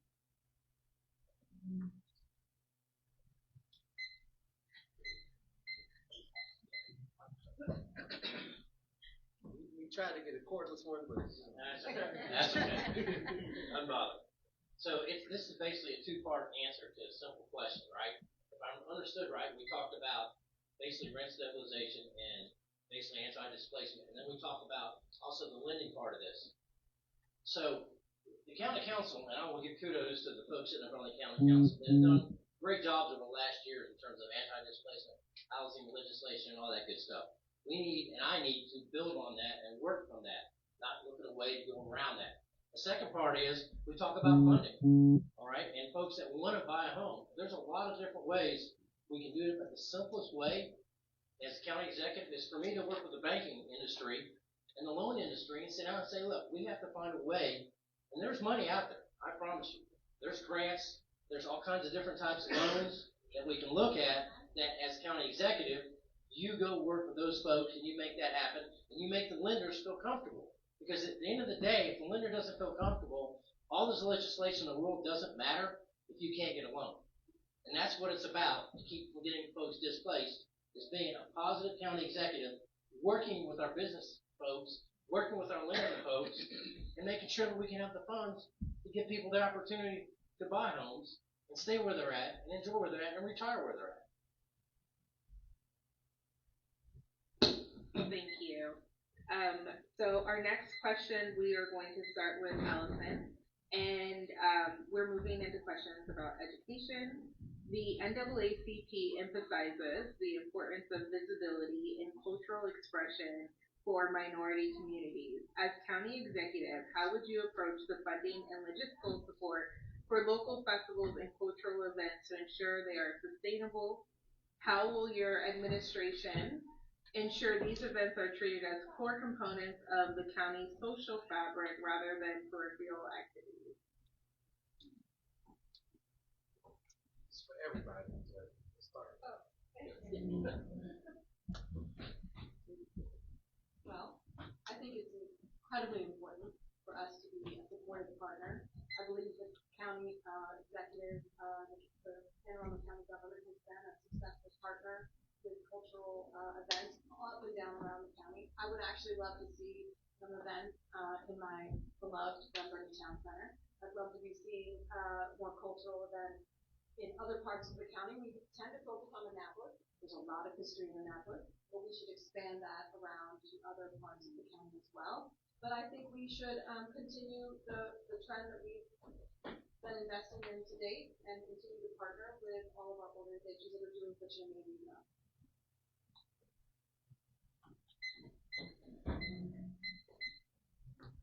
So I wholeheartedly and passionately support that. Coming from a school system that was intentionally and deliberately a multicultural school system, we had so many events and cultural programs throughout the school year that exposed us to various cultures, beliefs, and not religion, but various cultural beliefs. And I think it made us all better, well-rounded people. It made us more comfortable going into diverse environments. And so I absolutely would support encouraging our public school system to embrace that more. Because again, it's all about setting folks up for success, learning how to communicate, understanding and appreciating different cultures. I remember, taking school trips to Holocaust Memorial Museums. I remember having African cultural dance demonstrations that they took us out of class to go see that in school.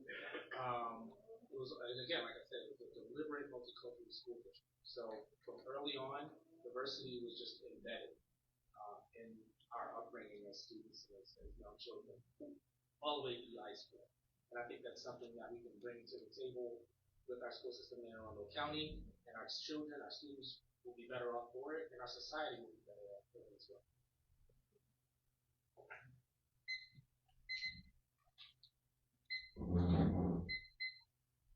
So we just need to do it. And we need to do it like recurring and in a way where it is dependable and people know that those funds are there. So we have had a great history over the past 7.5 years of the Pittman administration. I've been proud to be part of that, of funding cultural events and festivals throughout this county, because we know how important it is to showcase and highlight and have people come together and celebrate the diversity that is this county. We need to take some of those and literally put them into budgets where they make sense and to where they can just be line items. And there's a history of doing that in some cases. We need to expand it. And so one example is the Hispanic Health Festival. It literally has a line item in the health department budget at one point to where it's like, hey, we know that funding is there, and they get to depend on it every year. And so you can do that with Juneteenth. You can do that with some other things, whether it's Recs and Parks or a different department, but we could say, hey, these organizations who we know are providing these services, holding these every year, don't have to come back and say like, hey, can you fund us again this year? Hey, can we get money this year? But we can say, hey, this is the county's commitment. We can even, like, with some of these permitting things, like, hey, you're doing the same thing you did last year, like, let's just save that application and kind of, like, put it through instead of having you fill out all the paperwork every single time. And so we can be a better partner on that end, but we can also provide consistent, reliable funding so people don't always have to come back and ask every year, but just know that the commitment is there and that we are behind you.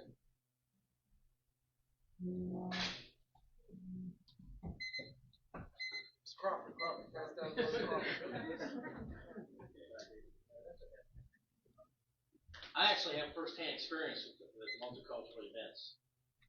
Running Early Heights Volunteer Fire Company, we have the largest hall in this county to rent. People use. He's shaking his head in the back. And we love to have that. We enjoy that. I see that. I talk to those folks. It is so important that we continue to do that. We make sure that that's affordable. And that's the key when you talk about multicultural events, is affordability and location. We have to do the right thing as county executive to make sure we work with folks that have those facilities. Make sure that police and fire are taken care of and there's safety there, because you know what? Today's age, some people just do some crazy things. We got to make sure people are safe. We've got to make sure those facilities are available. We've got to continue to give them the opportunity to have their events. And by being a leader, you sit down, you talk with those inside and outside agencies, inside and outside event centers, and we make sure they understand what it's about and make sure that we have, it's simple things. I mean, it's crazy, but it's parking, it's availability, it's common sense dollars, right? Because I can tell you, we can take advantage a lot because it's amazing how many people we have show up when we rent our hall every weekend, and we just literally do the right thing, but we could really charge a lot of money, and that's not what it's about. It's about being part of the community. So I understand this. It's all about that. It's great. I think multicultural events bring everybody together. It also gives folks in those areas the opportunity to participate and show up that they would never, ever get. And that's how we drive that.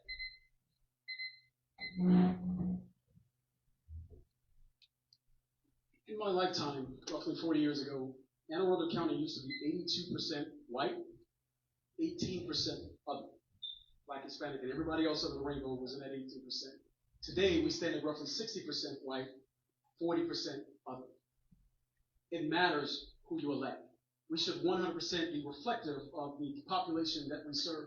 So when we show up in communities who actually want to pay and highlight some of the successes that we have been as a community and as a people, it's important. It helps ensure that those communities feel welcome here in Anne Arundel County. Whether that's the Kunta Kinte Festival, Juneteenth, Aaliyah's Day that just recently kicked off here over the last couple of years, are all important events that show what we value in Anne Arundel County.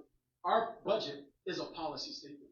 And I'm grateful over the last, certainly 11 budgets that I've been a part of, we have voted to put revenue in the Office of Multicultural Affairs, which has literally been the conduit to fund some of those activities, as well as grants in the county executive community grant budget, or even a local development council. Who you elect matters, because those things are important, not just for as an individual, but from a cultural standpoint. It shows the world that we are inclusive, that we care about where you're coming from, and we want you to be a part of this fabric that's called Anne Arundel County. My administration will be focused on making sure everyone in our county feels accepted and they feel like opportunities are here for them to be successful. And that's why I'm hoping to be the next county executive here in Anne Arundel County. Thank you. For this next question, we will start with Kyle. I think you guys are getting the rhythm now. I love to see it. For many of our rural and marginalized communities, a lack of reliable transportation is the single greatest barrier to economic opportunity, healthcare, and education. Our current infrastructure planning often prioritizes major arterial expansion over the last mile connectivity that our residents actually need. As county executive, how will you shift our transportation priorities to ensure that rural and underserved residents are not left isolated? What is your plan to modernize our transit network to ensure it functions as a true economic lifeline for all residents, regardless of their zip code?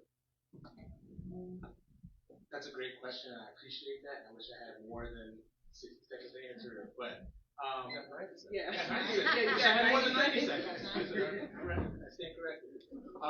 So I will say, in part of that question, I would say, like, I can understand the logic behind investing behind the major arterials for a multitude of reasons. I think the major arterials give us the opportunity to provide the high capacity transit.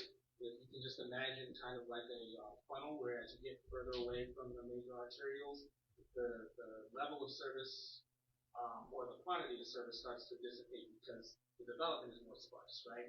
So it's hard to serve a large number of people with sparse development. But it comes back to what I was talking about earlier about smart growth.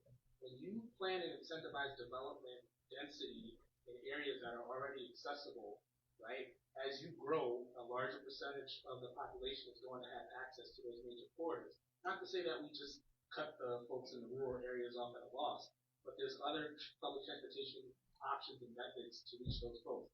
I will say in the transportation industry, the first mile, last mile is the toughest nut to crack. I mean, in all aspects of transportation, because we get it. That's what, if people can't get to that first to last mile, that's like 80% of the transit market right there. If they can reliably get to that transit, you get like 90% utilization. So that's a challenge that I would want my administration to tackle. I want to have a very strong transportation comprehensive plan for my administration to coincide with our growth and development.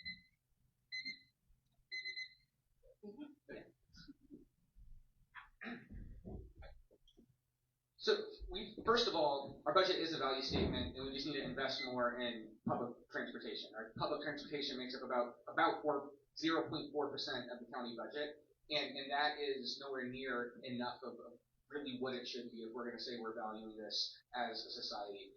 For our rural areas, we've actually gotten to a program that works fairly well in southern Anne Arundel County. Not enough people know about it. And so we need to invest in marketing to let people know what it is. But we literally run a zonal service where you can be anywhere in that specific rural part of the county, and you can call or you can use this app, and a bus will come pick you up at your house and drop you off anywhere else, like in that region, including across the South River into Annapolis. So it's called the South County Call-In Ride. We have one in North County now too, and it works. I have looked at the data. And it said, at one point, I told the company, like, hey, I want to see the top 10 pickup locations, the top 10 drop-off locations. And there was a woman's house in Galesville that was on the top 10, which told me two things.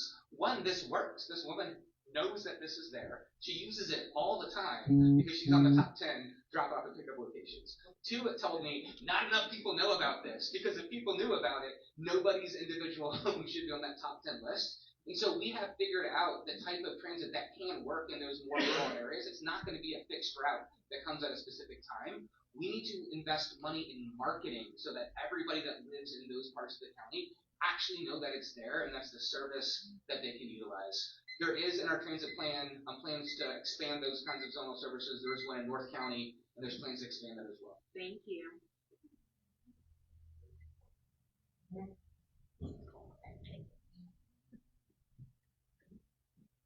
The answer is budget/plan. Buses cost, drivers cost, diesel fuel $6 a gallon. All right, so how do we get there? We're going to have to put more money in the budget for transportation, and we never get there because right now with the rising cost of diesel, it's tough for anybody. So we have to plan, budget, and then from there create the routes or create the availability or actually get the public engaged. And it's more than just getting the public engaged, right? It's myself as a leader going to the local churches, going to the local American Legions and folks in places like that and explaining that these transportation options are available. Because, it's not a good kept secret. If I know about it or a few people know about it or the lady who lives in Galesville knows about it, that's not the kind of secret we want. But unless I go out and I talk to all the public folks in terms of, like I said, Legion halls, churches, local, basically Chamber of Commerces, and explain it, the word's never going to get out. NAACP. NAACP, thank you. Yes, exactly. And that's how you get the word out, okay? And so people can take advantage of that. And then we budget correctly because, like I said, vehicles are going to go up every year. We've got to pay those drivers, insurance costs. We're going to have accidents. Those things happen. You've got to budget for that. And we've got to make it known, and we've got to get out as the leader in the county and make sure all our agencies that support folks in this county know what's going on and can have the phone number to get a ride. Thank you.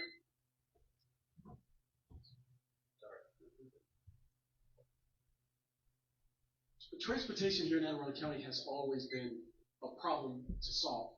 We are not a concentrated level of community like Baltimore City where everyone is around. You have rail, you have other buses, large bus systems, and a concentration of people to get them from the job centers to where they live at. It's always a problem because we've been a suburban area that has sprawled out in a very unorthodox way. As communities have come up, we've never actually cohesively laid out a plan that connects those communities from one community to the next. That's problem number one. We have to think outside the box. It really is a resource. I am so grateful over the last, certainly the time that I've been serving on the county council with the LDC to put money in the budget for bus service around District 1 specifically because we have Arundel Mills Mall, Fort Meade, and we were trying to get people from Meade Village and other areas throughout District 1 to job centers, and I'm proud of that. We need to do that on a bigger scale.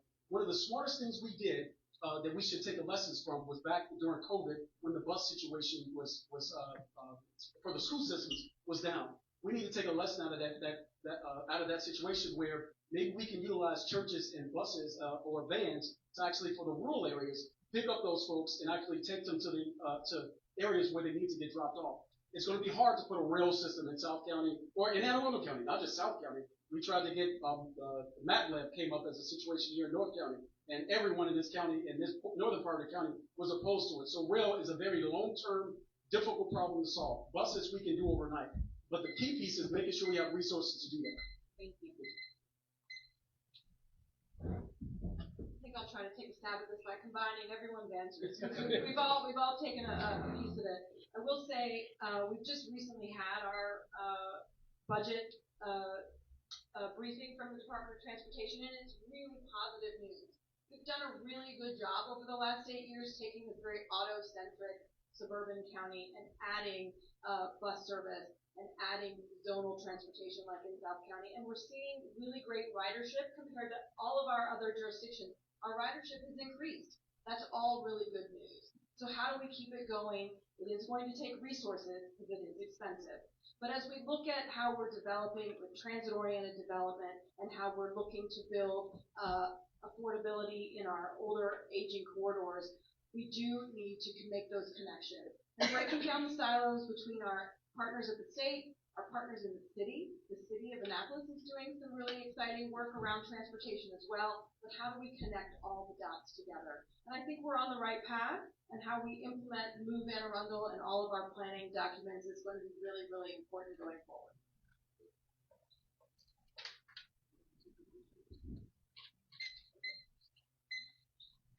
Okay.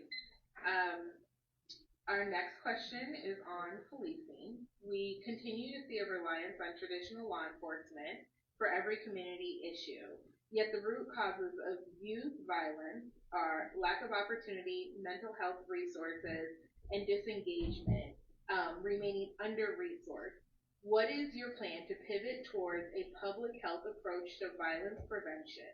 Specifically, what concrete funding commitments will you make to community-led intervention programs and youth-centered mentorship that operate outside the criminal justice system?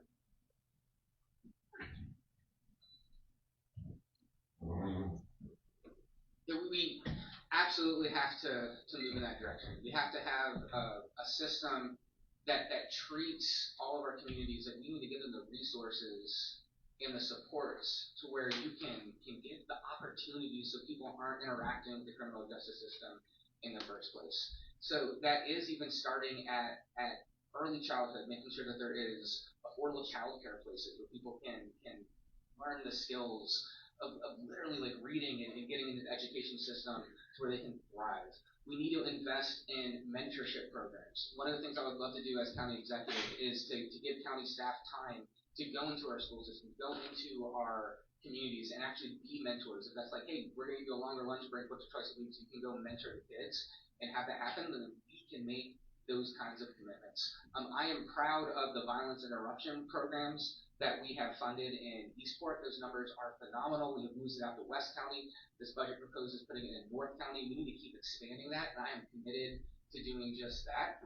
And we also need to expand our network of mental health services. It is hard to get in with a private mental health person, and we need to be creative about doing that. We need to have pipelines of people who can come here and provide those services in different languages at times to meet the needs of our children that we have. And we need to incentivize, whether it's through property tax breaks or different things for the businesses to be able to go into that field. But we do need to put a much higher priority on funding those preventative measures instead of just treating everything through the criminal justice system after the fact.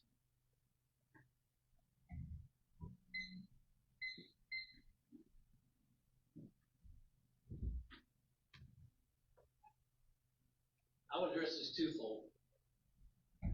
We start with, and I know people don't like to hear this, but I think we need to get our police officers involved with our community organizations. Because our community organizations, such as the NAACP, our local churches, the Boys and Girls Club, those are great folks, all right? We need to help those folks. We need to help those community agencies, and we need to have our police officers involved. Because if we do, they get to know that police officer at a young age. And understand it's not always a bad situation. 90% of our police officers, besides the folks sitting in this room, and everybody in this room can be a mentor, okay? And that's what the key is. We've lost that in terms of when we talk about kids and problems and crime and all that. And so many times we think it's somebody else's problem or somebody else's organizational problem, and we don't take involvement in that. And as a county executive, I would do everything in my power to make sure the police officers are involved with the community organizations, that the community organizations have the resources and tools to deal with the youngsters so we can keep them from going down that road. Because what happens is when you don't have the resources and you don't have the people, you have a void. And void causes problems, always causes problems. And I don't care what you do and where you're at in your life, a void will cause a problem. I will address that and work with that. That was an inadvertent phone alarm. No, you're good. You're good. You're fine. You're good. Yeah. So, That's okay. I remember living on, originally from Chicago.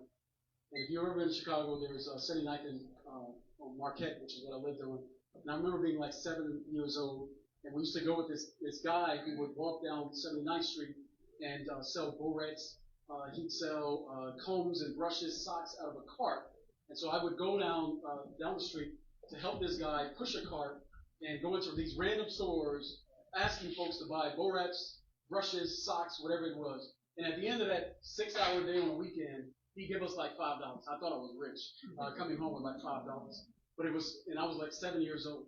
I say that because I remember my mama crying because she wished she could do more to help us when we were growing up, but because she didn't have a lot of resources. And that environment really shaped the way I try to help folks in my community. When you see broken families, it is hard. For those black mothers that are out there that are seeing their sons and daughters that are literally struggling by because the support system isn't always there for them, it is tough. And I've seen that firsthand, what it does to a family.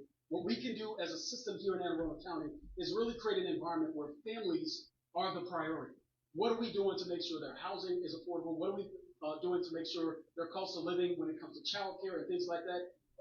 My siblings, we're all 1 year apart, and we really raised ourselves. No adult was around us, and it created this havoc that impacted every single one of my brothers and sisters in my extended family with my cousins. No one needs to grow up in living in that environment. So we should take a vested interest in making sure our families are taken care of. Do you mind reading the question again? Yes. We continue to see a reliance on traditional law enforcement for every community issue, yet the root causes of youth violence, lack of opportunity, mental health resources, and disengagement remain under-resourced. What is your plan to pivot toward a public health approach to violence prevention? Specifically, what concrete funding commitments will you make to community-led intervention programs and youth-centered mentorship that operate outside the criminal justice system? Well, over the last 8 years, we've had that opportunity to take a moment and build on our diversion programs and things like that through our courts. But we're talking about stopping behavior before we get into an adjudication situation. We've already declared gun violence as a public health problem, and we've been addressing it over the last 8 years. I've been waiting and waiting and waiting for the program in Eastport to make its way to Severn, and now we're putting it in the budget to bring it up here to Brooklyn Park. We have work to do. And one of the things that we saw, some of us, finally get built, the Severn Intergenerational Center, now the Severn Center. We have not historically in Anne Arundel County built community centers. And we have relied on regulation-sized gyms in our elementary schools and been satisfied with that opportunity for our youth to recreate. We have to make sure as we're looking at our rec and parks investment, we have to really take a look at an equity lens. Where are we driving funding? Is every community, do we have safe parks? Is rec and parks funded programming in every community? And I'm going to tell you, it's not. How we look at programming in our libraries for youth, how we continue to expand access to community centers, how we build community amongst in spaces. We have a lot of community centers that are owned by the county but maintained by organizations, and they don't have the support to maintain those buildings. We have to we have to be a better partner. Oh, sorry.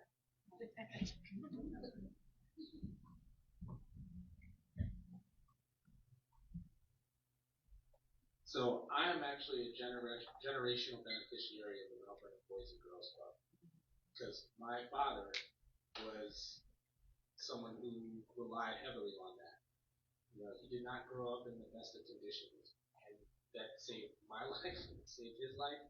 And so I feel like it's my responsibility and trusted with the role of county executive to give back in that regard. Now, I've given back by being a mentor and a counselor for the very same Boys and Girls Club that my father went through. But I believe it is important for the community. I would also say, to kind of touch on what Dave did, was that I've always been an advocate for a better integration of our law enforcement into our communities. Not as policing, but I know when I grew up, I had police officers in our neighborhood that looked like me, who knew me. Not only were they showing up in my neighborhood, but they would be at our school from time to time. They showed up to our graduation because they knew us. Unfortunately, a crosstown friend of mine, he played on separate athletes, and was a crosstown rival. He lost his life to police gunfire. And I really believe if that police officer was in that neighborhood, he would have hesitated to pull that trigger because he knows that he was a good student. He's not a bad apple. He wasn't doing anything wrong. He just happened to be in the wrong place at the wrong time. It actually makes a difference. So I think that, you know, our residents deserve to feel safe around law enforcement and not feel like they're working against them.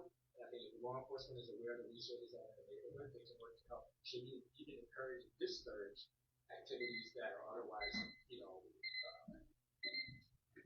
Thank you. All right, yeah, so our next question is going to go to Dave, and looking at time. James, did you answer? Yeah, sorry. Oh, okay, yeah, that's right. I can go again if you want.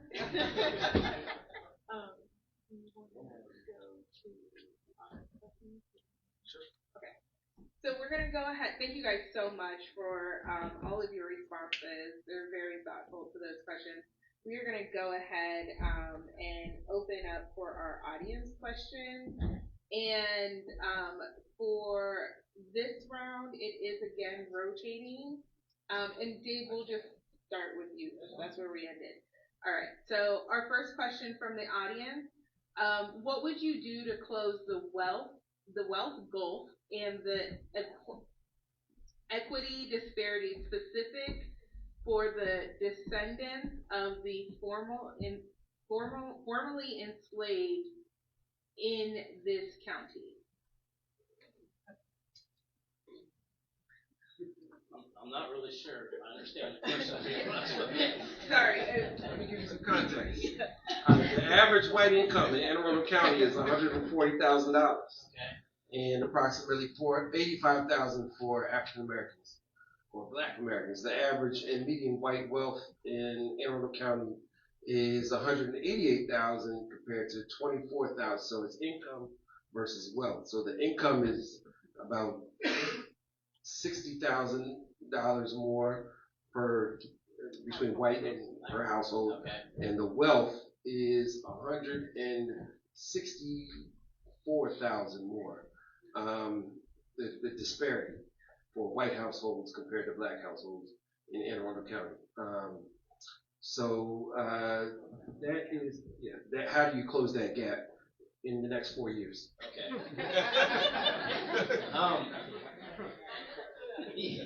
So let's go. We're gonna have a whole lot more firefighters. Yeah, that would be true too.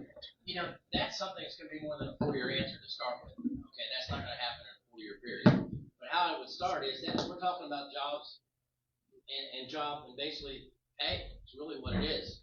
And you know, we have a lot of great economic drivers in this county, but the only way to get that up is bring in high-paying, basically jobs that anybody in this county can get, and be fair, and make sure that the employers that come into this county, or the employers that are in this county, all right, get everybody, and I mean this, I know that sometimes it's a broken cliche, but we hire the best people, all right, at the highest income, and that's how we start to do it. Simple. I mean, it sounds simple, right? But no, it's a long-term deal.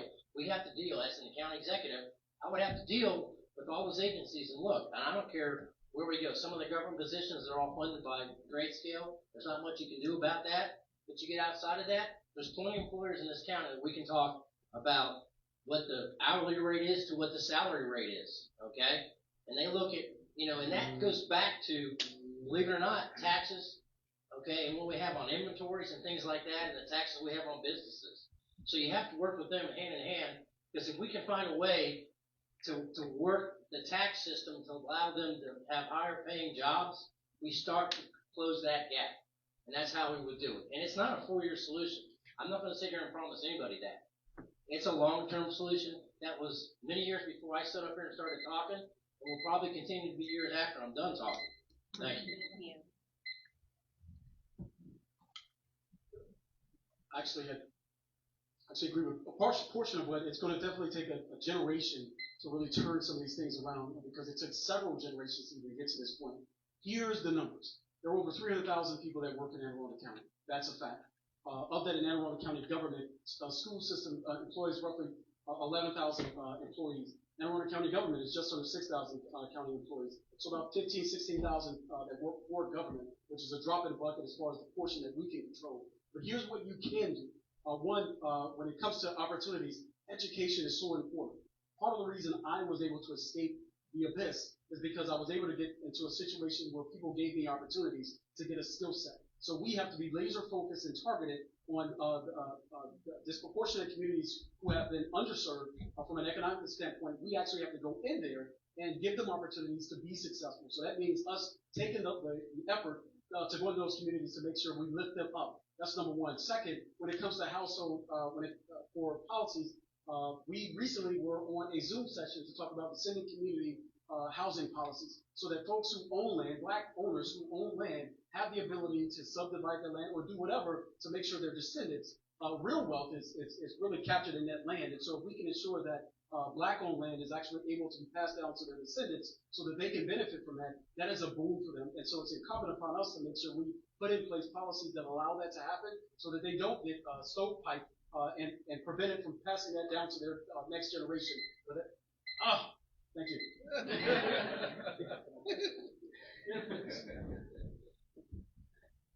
We have an opportunity in this moment in time to really look at our own hiring practices, our prevailing wage, local hire. We've passed all those bills, we've passed those policies, but are they working? In their implementation, are they actually doing what we set out to do? Are we as a county making sure that our jobs and our construction projects are being built by folks right here in the county, and making sure those opportunities exist? We need to increase opportunity and access to county procurement for our women and black-owned businesses. There's a lot of work in this space. We did a disparity study back in 2022. We've crafted the PAVE program, but is it working? Do we need to expand on how we're reaching out to make sure that we are allowing our minority-owned businesses to really thrive in their own county? Are they locating here? Can they afford to live here? Can everybody afford to live here? Goodness, if we're gonna, I know the next what we're hearing now is first-time home buyers that age has increased to 40 years old. So home buying is not necessarily right now what is going to help create generational wealth for even our own children before we even get into descendant property. But we do have an opportunity. It's been identified in our general development plan and some of our region plans where we have very specific communities of descendant-owned property. And how are we going to help those folks navigate the process to subdividing their property, to getting the wealth out of that land? We have a lot of work to do in this space. I appreciate that question. It makes me feel like I'm at a backyard barbecue because we talk about that plenty. But yeah, I think I guarantee you a good portion of that disparity is generational. No question. When you look at this, where you look at the demographics of where each has historically started, clearly one is started at a disadvantage. So I think one of the big challenges is actually education. I don't mean like taking classes and going to school education, but understanding how to make your money work for you. My son was asking me the other day about putting money in the bank. He's turning 10 this year, but I just started teaching him the concept of interest and how you get paid for keeping your money somewhere. He's starting to get it, but you'd be surprised how many people don't find out or learn that lesson until it's way too late. I mean, half of us, through like half our adult lives, didn't really understand or appreciate retirement savings, right? What that can do. And half of us are like, oh my gosh, I wish I had known I would have started saving at 17, right? The same stigma here is that if you educate early, and I'm not sure, again, my oldest child is about to turn 10, but I'm not sure if home ec is taught in our schools anymore. But I remember when I had home ec in high school, okay, good. I'm not, okay, that's good. It's not what I think. Yeah, I just know they were teaching us how to write checks and maintain bank accounts and stuff like that, but I think we could do more. I think that's an avenue to teach how to manage money and how to manage wealth or build wealth, right? That's key, because some folks are taught how to build wealth early, others don't find out until it's too late. This is a backyard problem. We've got sandwiches and treats over there.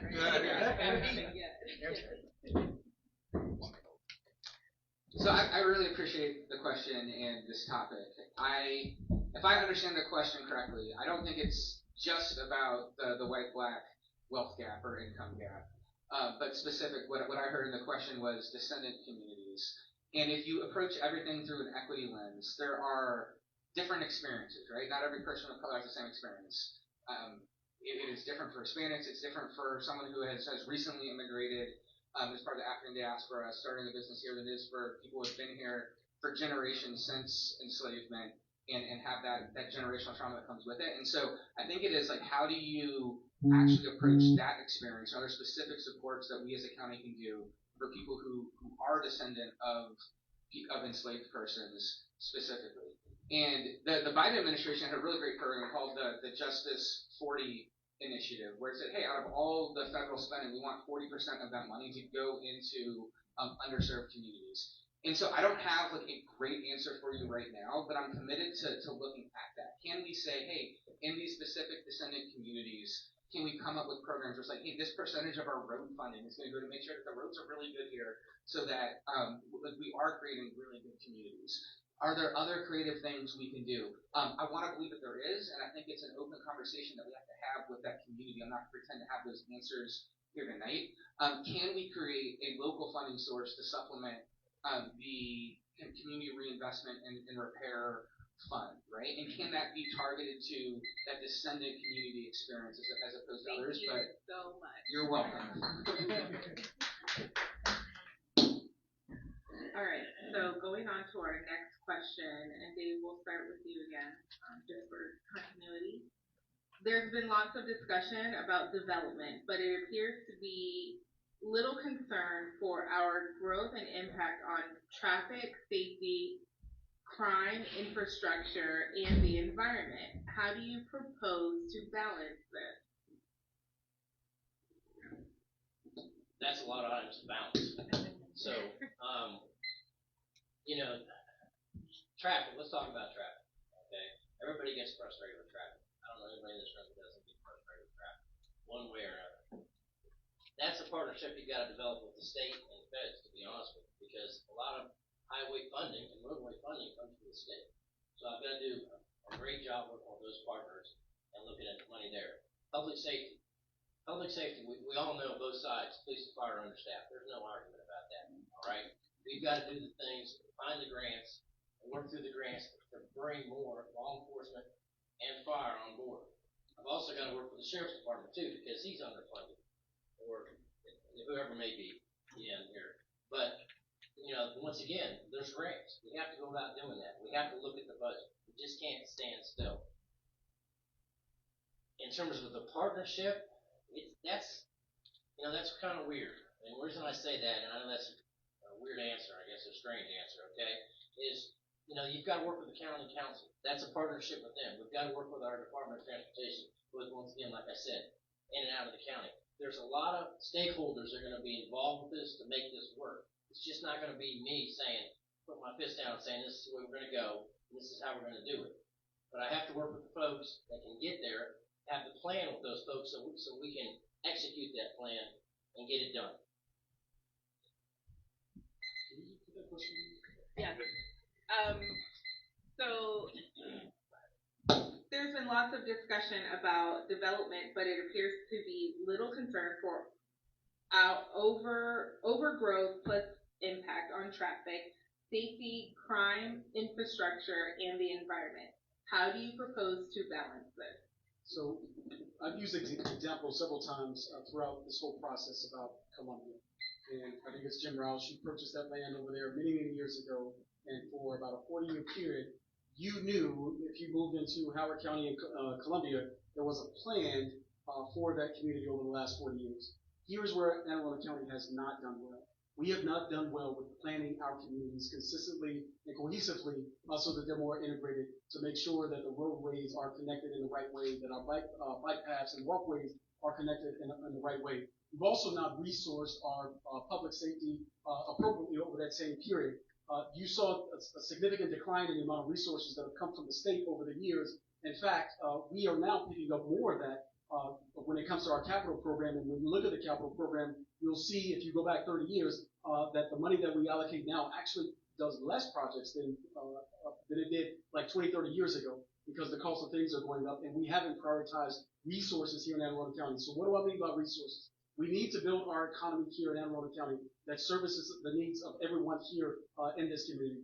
That looks like economic development. We need to grow our budget from the $2.5 billion that we have right now to well over $3 billion, so that we have proper resources to right-size the mechanics of government, and that includes the capital program and expanding that, as well as right-sizing our police and fire so they're doing the right things in community policing within Anne Arundel County. It is a resource-constrained environment that we're in. We are not a overly burdened county government, and so it's important that we focus on that. Thank you. Well, let's be honest, this is not a 90-second answer. None of these questions really are, but we have a lot of work to do. We have set the guardrails over the last 8 years. Between Plan 2040, we've set the guardrails with our environmental policy, we've set the guardrails with our adequate public facilities ordinances. We actually are building housing at the lowest rate we have in the last 25 years. But we're still playing catch up for being tax averse over the last 30 or 40 years. And we sort of starved our own budget. We have a lot of work. Now we're catching up to growth, to a lack of investment in public safety. We didn't get here overnight. We didn't just all of a sudden wake up and need 355 firefighters, did we, Casey? It's been we have a growing demand, but we're going to have to work with our partners. We're absolutely going to have to work with the state, who is also resource constrained, if anybody's reading the paper about how the state budget is in trouble and they keep cost shifting to the county. But we've been investing, especially in our roads, we've been investing county road dollars into state roads to make sure that we remain at the top of the list. We've been fighting at the county level to make sure highway revenue fees get rebalanced back, and we should be seeing more of those from the state. We're going to have to leverage our partnerships with our state delegation, with our federal delegation, to make sure that we are making sure Anne Arundel County stays strong.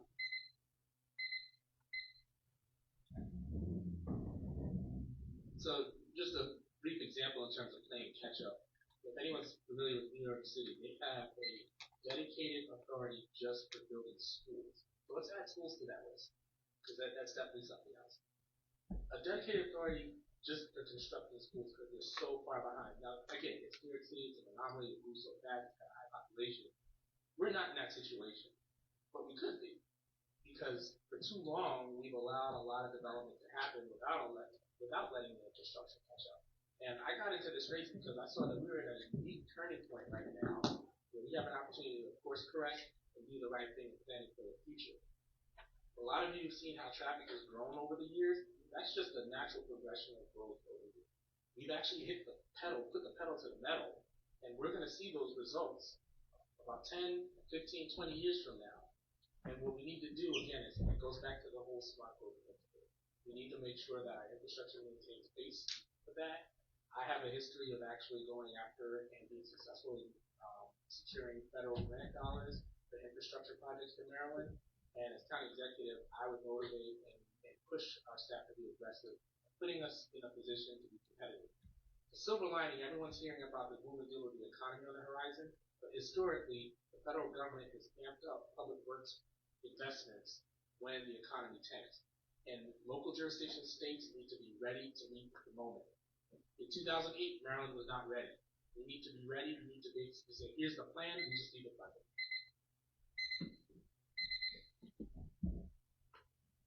The first thing we have to do is not let the building lobby buy every seat at the policy table. It really is that simple. When you have one industry that has a profit motive for development, that profit motive is going to drive things. And there's nothing wrong with that for them as individuals. That's their business. That's their job. As the government, again, we are part of the problem which set up the systems where the growth has happened the way it has, where we are in the affordable housing crisis that we're in, where our public infrastructure is being overloaded. Government has to be part of the problem of fixing it. And if we're going to be serious about that, we can't be taking hundreds of thousands of dollars in campaign checks from the industry that is making a profit from what we're trying to fix. At the federal level, like we're not going to let, or we should not let, the pharmaceutical company, the health insurance company drive the solutions to healthcare policy. Like that just doesn't make sense. We should not let the Silicon Valley tech bros drive our policy on data centers and on AI.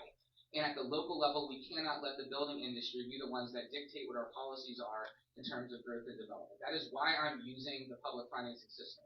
Now, that does not mean that they can't have a seat at the table. That's not what we're saying at all. Quote Barack Obama here, we're just not going to let them buy all of the seats. And there are things we can do on every single one of those, whether it is schools, whether it is traffic, whether it's the environment, to make sure that we are putting in policies that say, hey, when you do build here, again, you are providing these, we're going to set it up where it's targeted to providing the type of housing that actually works for our residents now, but and also set it up to where you're going to balance the transportation infrastructure, the school infrastructure, and protect the environment. Thank you so much. And thank you to all of our candidates. Let's just give them a round of applause.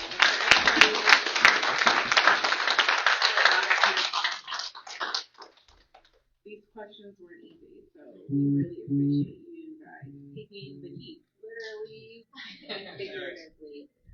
So we got a lot of really great questions, and we want to be respectful of everybody's time, but also get through some of these so you guys can think on these some more. So the first one I'm going to read is, Arundel County is currently 350 firefighters short.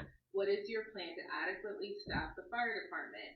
Would you support the SAFER grant and continue to ensure we remain the most diverse workforce? Okay. How do you view fiscal responsibility and elected officials or candidates who has violated your public trust? On July 6, 2025, Anne Arundel County resident Julian Primero died in a house fire 1,500 feet behind where you sit on North Crane Highway. The closest station was cross-staffed. The next closest station was closed due to no career staffing, with Anne Arundel County being 350 firefighters short. What is your plan? Brooklyn Park, notably, is a community that is underfunded and underserved. It has been said many times that the community is in a food desert, I recently learned that the Lidl is being replaced by a jump park. There are already several jump parks nearby, but only one grocery store. Save a lot. Forcing residents who have low income to travel a further distance to get groceries. What is your plan to get another grocery store in this community? How will you ensure access to health care, including family planning and reproductive health care? How will you combat the school to prison pipeline, specifically the building of prisons based on 3rd and 4th grade reading scores and for-profit prisons? Thank you. That is all of the questions. I'm going to pass it back over to Steve. I'm going to give you guys 60 seconds Yes. for your wrap up, Yes. and thank you. It's been a long day. I appreciate you guys. Can't wait to teach tomorrow. And we need to make sure that we pick up the signs that are outside, so we can't leave the signs at the church. I just wanted to mention that. Thank you all for enduring and spending time with us. I hope you learned a lot. And it's great to see such a great crowd. We look forward to having you all at our next monthly meeting. We meet monthly every 3rd Saturday. We're going to be at Empowering Believers Church in Glen, Burnie, and on the 4th Saturday in June. 3rd Saturday is Juneteenth. So we're going to be there, I think, the 27th. So again, thank you all for coming out, and it's great to see everyone. And I'm going to thank you, Cindy, for doing great work.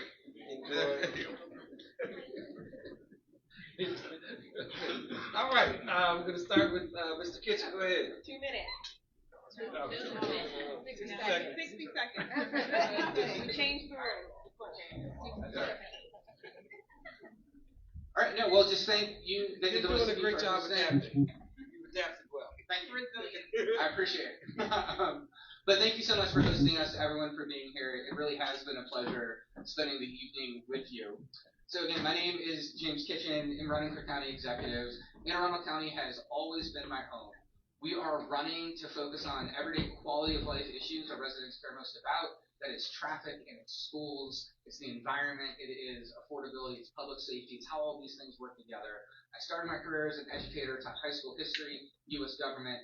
I've worked for the past 7 years in the Pittman administration, and I am the only one using the public financing system, which is like literally systematically doing politics differently. It's going to allow us to get in there to govern without the strings attached that come with special interest money. We will be laser focused on the issues that matter most to you and to your communities, and I ask for your vote on June 23rd.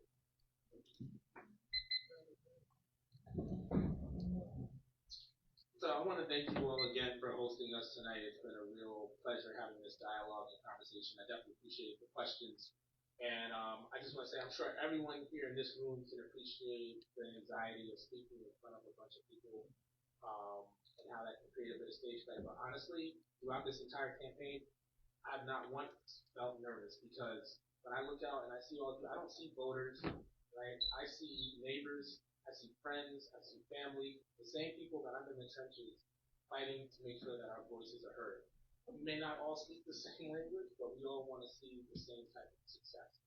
And we all up here agree on 95% of the issues, but of course there's going to be 5% differences. And it's just a matter of getting to achieving the same goal, how we get there. So, like I said to you all, it's been a pleasure. I hope I can earn your trust and hope to give your vote on June 23rd. And please feel free to pull me aside after the event to talk more. I'd love to get to know you all. Thank you. Thank you, everyone. I want to thank the NAACP, and I want to thank Kenny, Reverend Moore, for hosting us tonight, even as hot as I am right now. This was a very compelling conversation that we started, but it's just the beginning of a very, very important conversation that we need to continue. I'm Allison Pickard. I've served on the Board of Education and on the County Council for the last 8 years. I have a track record of getting results.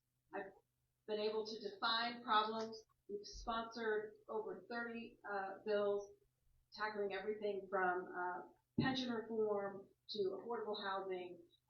And with those 30 bills, nearly 26 have passed unanimously because of the work on the front end to define the problem, bring people around the table to the consensus. And I'm really proud of that work. It's that track record that has brought a coalition of elected leaders from Congress to the State House, the County Council, and the Board of Education that trust me to lead us forward. And I really thank you all tonight. Thank you so much.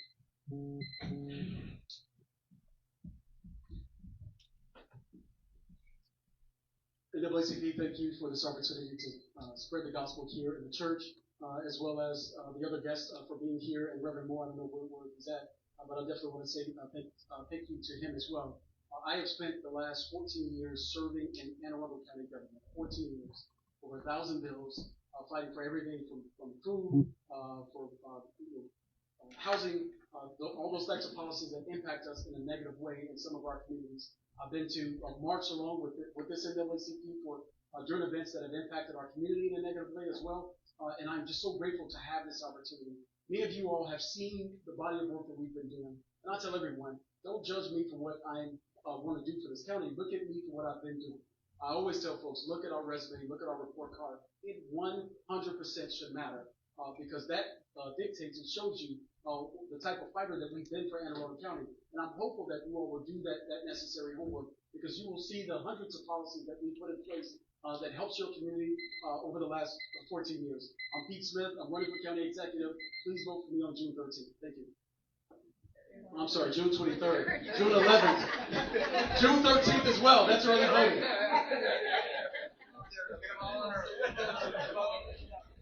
Well, I'll help Pete out. It's June 11th through the June 18th. Once again, thank you. And I can't thank everybody enough for coming out this evening and listening to us. Hopefully you got the answers you wanted to hear. And if you didn't, pull me aside and ask me. Or call me. I don't care. Because as county executive, I'm not going to be the guy sitting in the chair and hope things get done. I can't operate like that. I do not operate like that. And I will not operate like that. I will be out in the communities, working with the communities, working with our partner, working with our business partner, and also our community partners, getting things done. I've been in leadership for over 30 years. The county executive job is about leadership. County council makes the laws. I will have to enforce the laws and regulations, but I can sure take the time to make sure that we look at the right ones and the wrong ones and correct them. So I'm asking for your vote. Yes, I'm unopposed. I get it. Okay. But when it comes to November, I'm asking for everybody's vote, and it's all about the community, and it's all about us here tonight. Thank you. Have a good evening. Enjoy yourself. Be careful going home. Thank you all. Thank you guys for coming out. Thank you, candidates. You guys are amazing. Everybody try to